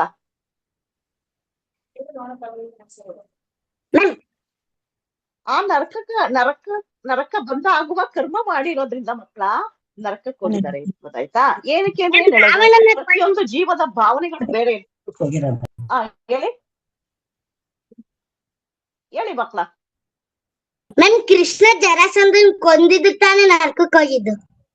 ಹೌದು, ಕೊಲ್ಲುವ ಭಾವನೆ ಇರ್ತದಲ್ವಾ, ಪಾಪ ಭಾವನೆ. ಅದರಿಂದ ಏನಾಗುತ್ತೆ, ಜೀವಕ್ಕೆ ನರಕದ ಗಂಧಿ. ಮತ್ತೆ ಅರ್ಧ ಕೃಷ್ಣ ತೀರ್ಥಂಕರ ಮತ್ತೆ ನಿರ್ಮಲ ಅಂತ ಹೆಸರು ತಾನೆ ನೆಕ್ಸ್ಟ್? ಹೌದೌದು, 16ನೇ ತೀರ್ಥಂಕರ ನಿರ್ಮಲ ತೀರ್ಥಂಕರರಾಗಿ ಭವಿಷ್ಯತ್ ಕಾಲದಲ್ಲಿ ಬರ್ತಾರೆ. ಅಜ್ಞಾನದ ಅವಸ್ಥೆಯಲ್ಲಿ ಇವರೆಲ್ಲ ಪಾಪವನ್ನ ಮಾಡಿರೋದ್ರಿಂದ ಪಾಪದ ಫಲ ಎಂತ ವ್ಯಕ್ತಿಯಾದ್ರೂ ಅನುಭವಿಸ್ಲೇಬೇಕಾಗ್ತದೆ. ಪಾಪ ಯಾರಿಗೂ ಕೊಡಕ್ಕಾಗಲ್ಲ, ನಾವು ಶೇರ್ ಮಾಡ್ಕೊಳಕ್ ಆಗಲ್ಲ. ನಾವು ಏನ್ ಕಟ್ಕೊ ಎಲ್ಲ ನಾರಾಯಣ ಮತ್ತೆ ಪ್ರತಿನಾರಾಯಣ ನರಕಕ್ಕೆ ಹೋಗ್ತಾನೆ. ನಾರಾಯಣ ಎಲ್ಲ ಸ್ವರ್ಗಕ್ಕೆ ಹೋಗ್ತಾರೆ, ಪ್ರತಿನಾರಾಯಣರು ನರಕಕ್ಕೆ ಹೋಗ್ತಾರೆ, ಗೊತ್ತಾಯ್ತಾ? ಇಲ್ಲ, ನಾರಾಯಣರು ನರಕಕ್ಕೇನೆ. ಕೆಲವ್ರು ನರಕಕ್ಕೆ ಹೋಗ್ತಾರೆ, ಕೆಲವ್ರು ಸ್ವರ್ಗಕ್ಕೆ ಹೋಗ್ತಾರೆ, ಗೊತ್ತಾಯ್ತಾ? ಅಲ್ಲಿ ನಾವು ಜೈನ. ಆಯ್ತಪ್ಪ ಮರಿ. ಆದ್ರೆ ಅದನ್ನ ಅವೆಲ್ಲ ಓಕೆ ಮೇಡಮ್. ನಿಯಮದಿಂದ ನಾರಾಯಣ ಪ್ರತಿನಾರಾಯಣ ಇಬ್ಬರು ನರಕಕ್ಕೆ ಹೋಗ್ತಾರೆ. ಕರೆಕ್ಟ್ ಇದೆ. ಯಾರಮ್ಮ ನಿಂಗೆ ಅಲ್ಲಿ ಕೇಳ್ತಾ ಇರೋದು? ನಿನ್ನಲ್ಲಿ ನಿಂಗೆ ಯಾರು ದೊಡ್ಡವರಿದ್ದಾರೆ ನಿನ್ನ ಹತ್ತಿರ? ಯಾರೋ ದೊಡ್ಡವ್ರು ಇರ್ಬೇಕು, ಕೇಳಿಸ್ತಾ ಇದಾರೆ. ಆದ್ರೆ ಒಳ್ಳೇದು. ಆಗ್ಲಿ ಒಳ್ಳೇದು. ಹೆಸರೇಗೆ ನಿನ್ನದು? ಹೌದಾ? ನಿನ್ ಹೆಸರೇನು ಪುಟ್ಟ? ನಿನ್ ಹೆಸರೇನು ತೋರ್ಸು ನಿನ್ ಮುಖನ. ಯಾರು ನೀನ್ ನೋಡ್ಬೇಕು? ವಿಹಾನ. ಯಾರು? ವಿಹಾನ್. ಅದಕ್ಕೆ ಶಿಬಿರದಲ್ಲಿ ನೀನ್ ಕಲ್ತಿರ್ಬೋದು ಅಂತ ನಾನ್ ಗೆಸ್ ಮಾಡ್ದೆ. ಆಯ್ತಾ? ಮೇಡಮ್, ಅತಿಥಿಗಳ ಒಂದು ಮಾತನ್ನ ನಾವು ಕೇಳಿ ಆ ನಂತರ ಮುಂದುವರ್ಸೋಣ, ಆಯ್ತಾ? ಜೈ ಜಿನೇಂದ್ರ. ಮಕ್ಕಳ, ಇಂದು ನಮ್ಮ ಕಾರ್ಯಕ್ರಮದಲ್ಲಿ ನೀವು ಚಂದನ ಟಿವಿಯಲ್ಲಿ ರತ್ನತ್ರಯ ಧಾರಾವಾಹಿ ಯಾರೆಲ್ಲ ನೋಡ್ತೀರಿ? ರತ್ನತ್ರಯ ಧಾರಾವಾಹಿ ವಿಹಾನ್ ನೋಡ್ತಾನಂತೆ, ಮತ್ತೆ ಯಾರು ನೋಡ್ತಾ ಇದ್ದೀರಿ? ಸರ್ ಪ್ರಕೀತ್. ಮತ್ತೆ ರತ್ನತ್ರಯ ಧಾರಾವಾಹಿ ಅಂತ ನೋಡಿದ್ದೀರಲ್ಲ, ಇವರನ್ನು ಮೇಡಮ್ ಅನ್ನು ನೋಡಿದ್ದೀರಾ ನೀವು? ಮೇಡಮ್, ನಿಮ್ಮದು ವಿಡಿಯೋ ಕ್ರಾಸ್ ಕಾಣ್ತಾ ಇದೆ ಮೇಡಮ್. ಹೇಳ್ಕೊಟ್ಟಿದ್ರು ಅಂತ ಹೇಳು. ಸ್ಟ್ರೈಟ್ ಇಟ್ಕೊಳ್ಳಿ. ಓಕೆ. ಇವರನ್ನು ನೋಡಿದ್ದೀರಾ ಮಕ್ಕಳ ಟಿವಿಯಲ್ಲಿ? ಹೌದಾ? ಓಕೆ. ಇವರು ಯಾವುದೇ ಒಂದು ಲಾಭದ ಅಪೇಕ್ಷೆ ಇಲ್ಲದೆ, ಪ್ರತಿಫಲಾಪೇಕ್ಷೆ ಇಲ್ಲದೆ ಒಂದು ರತ್ನತ್ರಯ ಧಾರಾವಾಹಿ ಅಂತ ಮಾಡಿ ಸಮಾಜಕ್ಕೆ ಬಹಳ ಕೊಡುಗೆ ನೀಡ್ತಾ ಇದ್ದಾರೆ ನಮ್ಮ ಜೈನರಿಗೆ. ಆ ರತ್ನತ್ರಯ ಧಾರಾವಾಹಿಯ ಮೂಲಕ ನಮಗೆ ಅನೇಕ ಮಾಹಿತಿಗಳನ್ನು ನೀಡ್ತಾ ಇದ್ದಾರೆ. ಇಲ್ಲ ಮೇಡಮ್, ಕ್ರಾಸ್ ಕಾಣ್ತಾ ಇದೆ. ನೀವು ಕ್ರಾಸ್ ಕಾಣ್ತಾ ಇದ್ದೀರಿ. ಹೌದು, ಪ್ರತಿ ಭಾನುವಾರ. ಸರಿ. ಪ್ರತಿ ಭಾನುವಾರ ಇವರ ಧಾರಾವಾಹಿ ಮಾಡ್ತಾರೆ. ಅದನ್ನು ನಿರ್ಮಾಣ ಯಾರು ಮಾಡಿದ್ದು ಗೊತ್ತಾ? ಧಾರಾವಾಹಿಯನ್ನು ನೀರಜಾ ಮೇಡಮ್. ನಿರ್ದೇಶಕರು ಯಾರು ಗೊತ್ತಾ? ನಿರ್ದೇಶಕರು ಕೂಡ ಇವರೇ. ಹಲವಾರು ಕಥೆಗಳನ್ನೆಲ್ಲ ಅದರಲ್ಲಿ ತೋರಿಸಿದ್ದಾರೆ. ಈಗ ಅಂಜನ ಚೋರ ಕಥೆ ಎಲ್ಲ ಅದರಲ್ಲಿ ಬಂದಿದೆ. ಯಾವುದಲ್ಲಿ? ಇವರ ಧಾರಾವಾಹಿಯಲ್ಲಿ, ರತ್ನತ್ರಯ ಧಾರಾವಾಹಿಯಲ್ಲಿ. ಈಗಲೂ ಕೂಡ ಅದು ನಡೀತಾ ಉಂಟು ಅವಿರತವಾಗಿ. ಅದು ನಿಂತಿಲ್ಲ. ಬಹುಶಃ ಇದು ಜೈನರಿಗೂ ಒಂದು ಹೆಗ್ಗಳಿಕೆಯ ವಿಷಯವಾಗಿದೆ. ಅನೇಕ ವಿಚಾರಗಳು ಈ ಮೂಲಕ ಜೈನರಿಗೂ ಜೈನೇತರರಿಗೂ, ನಮ್ಮ ಜೈನರ ಅಲ್ಲದವರಿಗೂ ಕೂಡ ಆ ರತ್ನತ್ರಯ ಧಾರಾವಾಹಿಯಿಂದ ಪ್ರಯೋಜನ ಆಗಿದೆ. ಕೆಲವರು ನಂಗೆ ಫೋನ್ ಮಾಡಿ ಹೇಳ್ತಾ ಇದ್ದಾರೆ, ಆ ಧಾರಾವಾಹಿಯಲ್ಲಿ ಹೀಗೆ ಬಂತು, ಅದು ಕತೆ ನಿಮ್ಮ ಜೈನರಲ್ಲಿ ಹೀಗೆ ಇದೆ ಹಾಗೆ ಇದೆ ಅಂತ ಕೇಳ್ತಾ ಇರ್ತಾರೆ, ಮಂಡ್ಯ ಹಾಸನ ಕಡೆಯವರೆಲ್ಲ. ಇವತ್ತು ಅವರು ನಮ್ಮ ಮಕ್ಕಳನ್ನು ಉದ್ದೇಶಿಸಿ ಪ್ರೇರಣಾತ್ಮಕವಾದ ಮಾತುಗಳನ್ನಾಡಿದ್ದಾರೆ. ವೃತ್ತಿಯಲ್ಲಿ ಅವರು ಡಾಕ್ಟರ್, ಪ್ರವೃತ್ತಿಯಲ್ಲಿ ಅವರು ಅನೇಕ ಉಪನ್ಯಾಸಗಳನ್ನು ನೀಡ್ತಾರೆ. ಧಾರ್ಮಿಕ ವಿಚಾರವಾಗಿ ಬಹಳ ಅಧ್ಯಯನ ಮಾಡಿದ್ದಾರೆ. ಅನೇಕ ಶಾಸ್ತ್ರ ಗ್ರಂಥಗಳ ರಚನೆಯಲ್ಲಿ ಕೈ ಜೋಡಿಸಿದ್ದಾರೆ. ಇವರ ಅಮ್ಮನು ಕೂಡ ಬಹಳ ದೊಡ್ಡ ವಿದ್ವಾಂಸ. ಅವರು ಕೂಡ ಬಹಳ ಗ್ರಂಥಗಳನ್ನೆಲ್ಲ ರಚಿಸಿದ್ದಾರೆ. ಯಾರು ಮಾತಾಡ್ಬೇಡಿ ನಡುವಲ್ಲಿ, ಓಕೆನಾ?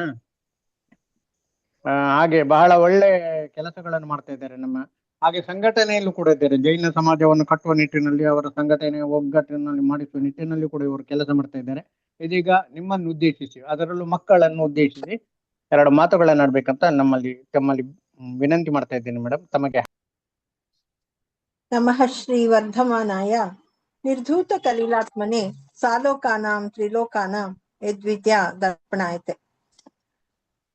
ನಿರಂಜನ್ ಲಹರಿ ಅವರು ಆಯೋಜಿಸಿರುವ ಈ ಮಕ್ಕಳ ಆನ್ಲೈನ್ ಧಾರ್ಮಿಕ ಶಿಬಿರದಲ್ಲಿ ಭಾಗವಹಿಸಿ ಮಕ್ಕಳ ಜೊತೆ ಒಂದ್ ಸ್ವಲ್ಪ ಸಮಯ ಕಳೆಯೋದು ಅಂತಂದ್ರೆ ಬಹಳ ಸಂತೋಷ ಆಯ್ತು.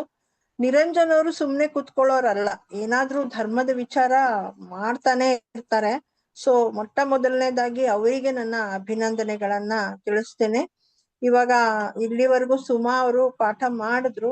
ಆ ಸಮಯದಲ್ಲಿ ಮಕ್ಕಳ ಇಂಟ್ರಾಕ್ಷನ್ ನೋಡಿ ಬಹಳ ಸಂತೋಷ ಆಯ್ತು. ಎಷ್ಟು ಇಂಟ್ರೆಸ್ಟ್ ಇಂದ ಮಕ್ಕಳು ಕಲಿತಾ ಇದಾರಲ್ಲ ಅಂತ. ಮಕ್ಕಳಿಗೆ ಜೈನ ಧರ್ಮದ ಸಂಸ್ಕೃತಿ, ಪರಂಪರೆ, ಇತಿಹಾಸ, ತತ್ವಗಳು, ಆಚರಣೆಗಳು ಇದನ್ನೆಲ್ಲ ಚಿಕ್ಕ ವಯಸ್ಸಿನಿಂದನೇ ತಿಳಿಸ್ಕೊಡ್ಬೇಕಾಗಿರೋದು ಹಿರಿಯರಾದ ನಮ್ಮೆಲ್ಲರ ಜವಾಬ್ದಾರಿ. ಇದು ತಂದೆ ತಾಯಿ ಮತ್ತು ಸಮಾಜದ ಅಂದ್ರೆ ಸಂಘ ಸಂಸ್ಥೆಗಳಾಗಿರ್ಬೋದು, ಈ ತರ ಮೀಡಿಯಾ, ನಿರಂಜನ್ ಲಹರಿ ಆಗಿರ್ಬೋದು, ರತ್ನತ್ರಯ ಆಗಿರ್ಬೋದು, ಇವರೆಲ್ಲರ ಕರ್ತವ್ಯ ಅಂತ ನಾನು ತಿಳ್ಕೊಂಡಿದ್ದೀನಿ. ಇಲ್ಲಿ ಕೆಲವ್ರು ಹೇಳ್ಬೋದು, ಇದನ್ನೆಲ್ಲ ತಿಳ್ಕೊಂಡು ಏನಾಗ್ಬೇಕಾಗಿದೆ, ನಾನ್ ನಾಳೆ ಬೇರೆ ನೌಕರಿಗೆ ಹೋಗೋನಿದ್ದೀನಿ ಆತರ ಎಲ್ಲ ಅನ್ಕೊಳ್ಬೇಡಿ. ನಾನ್ ಹೇಳೋದು ಮಕ್ಕಳಿಗೆ ಇನ್ನು ಹೆಚ್ಚಿನ ಸಂಖ್ಯೆಯಲ್ಲಿ ಧಾರ್ಮಿಕ ಶಿಬಿರದಲ್ಲಿ ಭಾಗವಹಿಸಿ. ಯಾಕೆಂದ್ರೆ ಧರ್ಮ ಅನ್ನೋದ್ರದ್ದು ವಿವಿಧ ಡೆಫಿನೇಷನ್ಸ್ ಇದೆ. ಧರ್ಮ ಅಂದ್ರೆ ಏನು? ಅದು ಬದುಕುವ ರೀತಿ, ವೇ ಆಫ್ ಲೈಫ್. ಜೈನರು ಬದುಕುವ ರೀತಿ ಏನು? ಅಹಿಂಸೆ, ಅಹಿಂಸಾತ್ಮಕವಾದ ಬದುಕು ನಮ್ದು. ಅಂದ್ರೆ ಯಾರನ್ನ ನೋಯಿಸದೆ, ಯಾವ ಜೀವಿಯನ್ನ ನೋಯಿಸದೆ ನಾವು ಬದುಕ್ಬೇಕು, ನಾವು ಬದುಕಿ ಇತರರನ್ನು ಬದುಕಲು ಬಿಡಬೇಕು ಅನ್ನೋದೇ ನಮ್ಮ ಗುರಿ. This is a way of life. ಅಹಿಂಸಾ ಪರಮೋ ಧರ್ಮ, ನೀವೆಲ್ಲ ಇದುವರೆಗೂ ಕೇಳಿದ್ದೀರಾ. ಅಹಿಂಸೆಗಿಂತ ಶ್ರೇಷ್ಠವಾದ ಧರ್ಮ ಯಾವುದೂ ಇಲ್ಲ. ಆದ್ರಿಂದ ಬರೀ ನಾವು ಜೈನರು ಮನೆಯಲ್ಲಿ ಹುಟ್ಟಿದೀವಿ ಅಂತ ಇದ್ರ ಬಗ್ಗೆ ತಿಳ್ಕೊಳ್ಳೋದಲ್ಲ. ಅಹಿಂಸೆಗಿಂತ ಶ್ರೇಷ್ಠವಾದ ಧರ್ಮ ಇನ್ನೊಂದಿಲ್ಲ ಅನ್ನೋದ್ರಿಂದ ನಾವು ಈ ಧರ್ಮದ ಬಗ್ಗೆ ಹೆಚ್ಚು ಹೆಚ್ಚು ತಿಳ್ಕೊಳ್ಬೇಕು. ಮತ್ತೆ ಧರ್ಮದ ಬಗ್ಗೆ ಯಾಕೆ ತಿಳ್ಕೊಳ್ಬೇಕು ಅಂತಂದ್ರೆ, dharma helps you in all walks of life. ಯಾವಾಗ್ಲೂ ಅದು ನಿಮ್ಮ ಜೊತೆ ಇದ್ರೆ ನೀವು ಜೀವನದಲ್ಲಿ ಬೇರೆ ಬೇರೆ ವೃತ್ತಿಗೆ ಹೋಗ್ಬೋದು. ಮತ್ತು ಜೀವನದಲ್ಲಿ ನಿಮ್ಗೆ ಯಾವಾಗ್ಲೂ ಸುಖನೇ ಇರುತ್ತೆ ಅಂತ ಏನಿಲ್ಲ, ಅನೇಕ ಸಂಕಷ್ಟಗಳು ಬರಬಹುದು. ಆಗ ನೀವು ಧರ್ಮವಂತರಾಗಿದ್ರೆ, ಮಕ್ಕಳಿಗೆ ಹೇಳ್ತಾ ಇದ್ದೀನಿ, ಧರ್ಮ ನಿಮಗೆ ಕಷ್ಟಗಳನ್ನ ಎದುರಿಸುವಂತಹ ಶಕ್ತಿಯನ್ನ ಕೊಡುತ್ತೆ. Dharma makes you more confident, courageous and competent. ನಿಮ್ಮ ಆತ್ಮವಿಶ್ವಾಸ ಹೆಚ್ಚುತ್ತೆ ಮತ್ತು ಧರ್ಮಕ್ಕೆ ನಿಮ್ಮ ನೋವನ್ನೇ ನುಂಗುವಂತಹ ಒಂದು ಶಕ್ತಿ. ಅಂಡ್ ಕಂಪ್ಯಾಷನೇಟ್, ದಯೆಯೇ ಧರ್ಮದ ಮೂಲ ಅನ್ನೋದನ್ನ ನೀವು ಕೇಳಿರ್ಬೋದು. ಅದರಿಂದ ನಿಮ್ಮನ್ನ ಮೋರ್ ಕಾರುಣ್ಯ ಭಾವವುಳ್ಳವರನ್ನಾಗಿ ಮಾಡುತ್ತೆ ಧರ್ಮವಂತರಾಗಿದ್ರೆ ನೀವು. ಈಗಾಗ್ಲೇ ನೀವು ಭಗವಂತನ ಅನೇಕ ಗುಣಗಳನ್ನ ಎಲ್ಲ ತಿಳ್ಕೊಂಡ್ರಿ. ಈಗ ಮತ್ತೆ ಎಷ್ಟೊಂದು ವಿಷಯ ನೀವು ತಿಳ್ಕೊಂಡಿರ್ಬೋದು ಇಲ್ಲಿವರೆಗೂ. 4-5 ದಿನ ಆಯ್ತು. ಶ್ರಾವಕರ ಷಟ್ಕ್ರಿಯೆಗಳ ಬಗ್ಗೆ ತಿಳ್ಕೊಂಡಿರ್ತೀರಾ, 4 ಗತಿಗಳು, ಪಾಪ ಪುಣ್ಯ, ಮತ್ತೆ ಸಪ್ತ ತತ್ವ, ಷಡ್ ದ್ರವ್ಯ, ಹೀಗೆ ಅನೇಕ ವಿಚಾರಗಳನ್ನ ತಿಳ್ಕೊಂಡಿರ್ತೀರ. ಮತ್ತೆ ಅದ್ರ ಬಗ್ಗೆ ನಾನು ಹೇಳಕ್ ಹೋಗಲ್ಲ. ಆದ್ರೆ ನೀವು ಶಿಬಿರ ಆದ್ಮೇಲೆ ನಿಮ್ಮ ಫ್ರೆಂಡ್ಸ್ ಯಾರಾದ್ರೂ ಅನ್ಯ ಜಾತಿಯವರು ನಿಮಗೆ ಏನೇನೋ ಪ್ರಶ್ನೆಗಳನ್ನ ಕೇಳಬಹುದು. ಅದಕ್ಕೆ ಕರೆಕ್ಟ್ ಆಗಿ ಸಮರ್ಪಕವಾದ ಉತ್ತರವನ್ನ ನೀಡುವಷ್ಟು ನಿಮ್ಮ ಜ್ಞಾನವನ್ನ ನೀವು ಬೆಳೆಸ್ಕೊಳ್ಬೇಕು. ಜೈನ ಧರ್ಮ ಅಂದ್ರೆ ಏನು, ಹೌ ಇಟ್ ಈಸ್ ಡಿಫ್ರೆಂಟ್, ಅದರ ಮುಖ್ಯತೆ ಏನು, ಪ್ರಾಮುಖ್ಯತೆ ಏನು, ಅದನ್ನೆಲ್ಲ ಇನ್ ಜನರಲ್ ನೀವು ಹೇಳ್ಬೇಕು. ಫಸ್ಟ್ ಆಫ್ ಆಲ್ ಇಲ್ಲಿ ಮಕ್ಳಿಗೆ ನಾನು ಕೇಳ್ತೀನಿ, ಸೃಷ್ಟಿಕರ್ತನನ್ನ, ಈ ವಿಶ್ವವನ್ನ, ಈ ಪ್ರಪಂಚವನ್ನ ಯಾರಾದ್ರೂ ಸೃಷ್ಟಿಸಿದ್ದಾರೆ ಅಂತ ಯಾರು ನಂಬ್ತೀರಾ ಇಲ್ಲಿ? ನಂಬ್ತೀರಾ? ಕೇಳಿಸ್ತಾ ಇದ್ಯಾ? ದೇವ್ರು ಸೃಷ್ಟಿಸ್ತಾನ ಅಂತ ಅನ್ಕೊಂಡಿದೀನಿ ಮ್ಯಾಮ್. ಅದು ತಪ್ಪು. ಫಸ್ಟ್ ಅದನ್ನ ತೆಗಿಬೇಕು. ಈ ವಿಶ್ವ ಏನಿದೆಯಲ್ಲ, ಈ ಯೂನಿವರ್ಸ್ ಜೈನ ಧರ್ಮದ ಪ್ರಕಾರ ಇದು ಅನಾದಿ ಮತ್ತು ಅನಂತ. ಇದಕ್ ಬಿಗಿನಿಂಗ್ ಇಲ್ಲ, ಎಂಡ್ ಇಲ್ಲ, ಆಯ್ತಾ? ಇದನ್ನ ಯಾರೂ ಸೃಷ್ಟಿಸಿಲ್ಲ. ಜೈನ ಧರ್ಮದ ಪ್ರಕಾರ ಸೃಷ್ಟಿಕರ್ತನನ್ನ ನಂಬುವುದಿಲ್ಲ. ನಮ್ಮನ್ನೆಲ್ಲ ಯಾರಾದ್ರೂ ಸೃಷ್ಟಿಸಿದ್ದಾರೆ, ಈ ಜಗತ್ತನ್ನ, ಜೀವಿಗಳನ್ನ ಸೃಷ್ಟಿಸಿದ್ದಾರೆ, ಇದು ಬೇಸಿಕ್ ಎನ್ನೋದನ್ನ ಜೈನ ಧರ್ಮ ಒಪ್ಪೋದಲ್ಲ.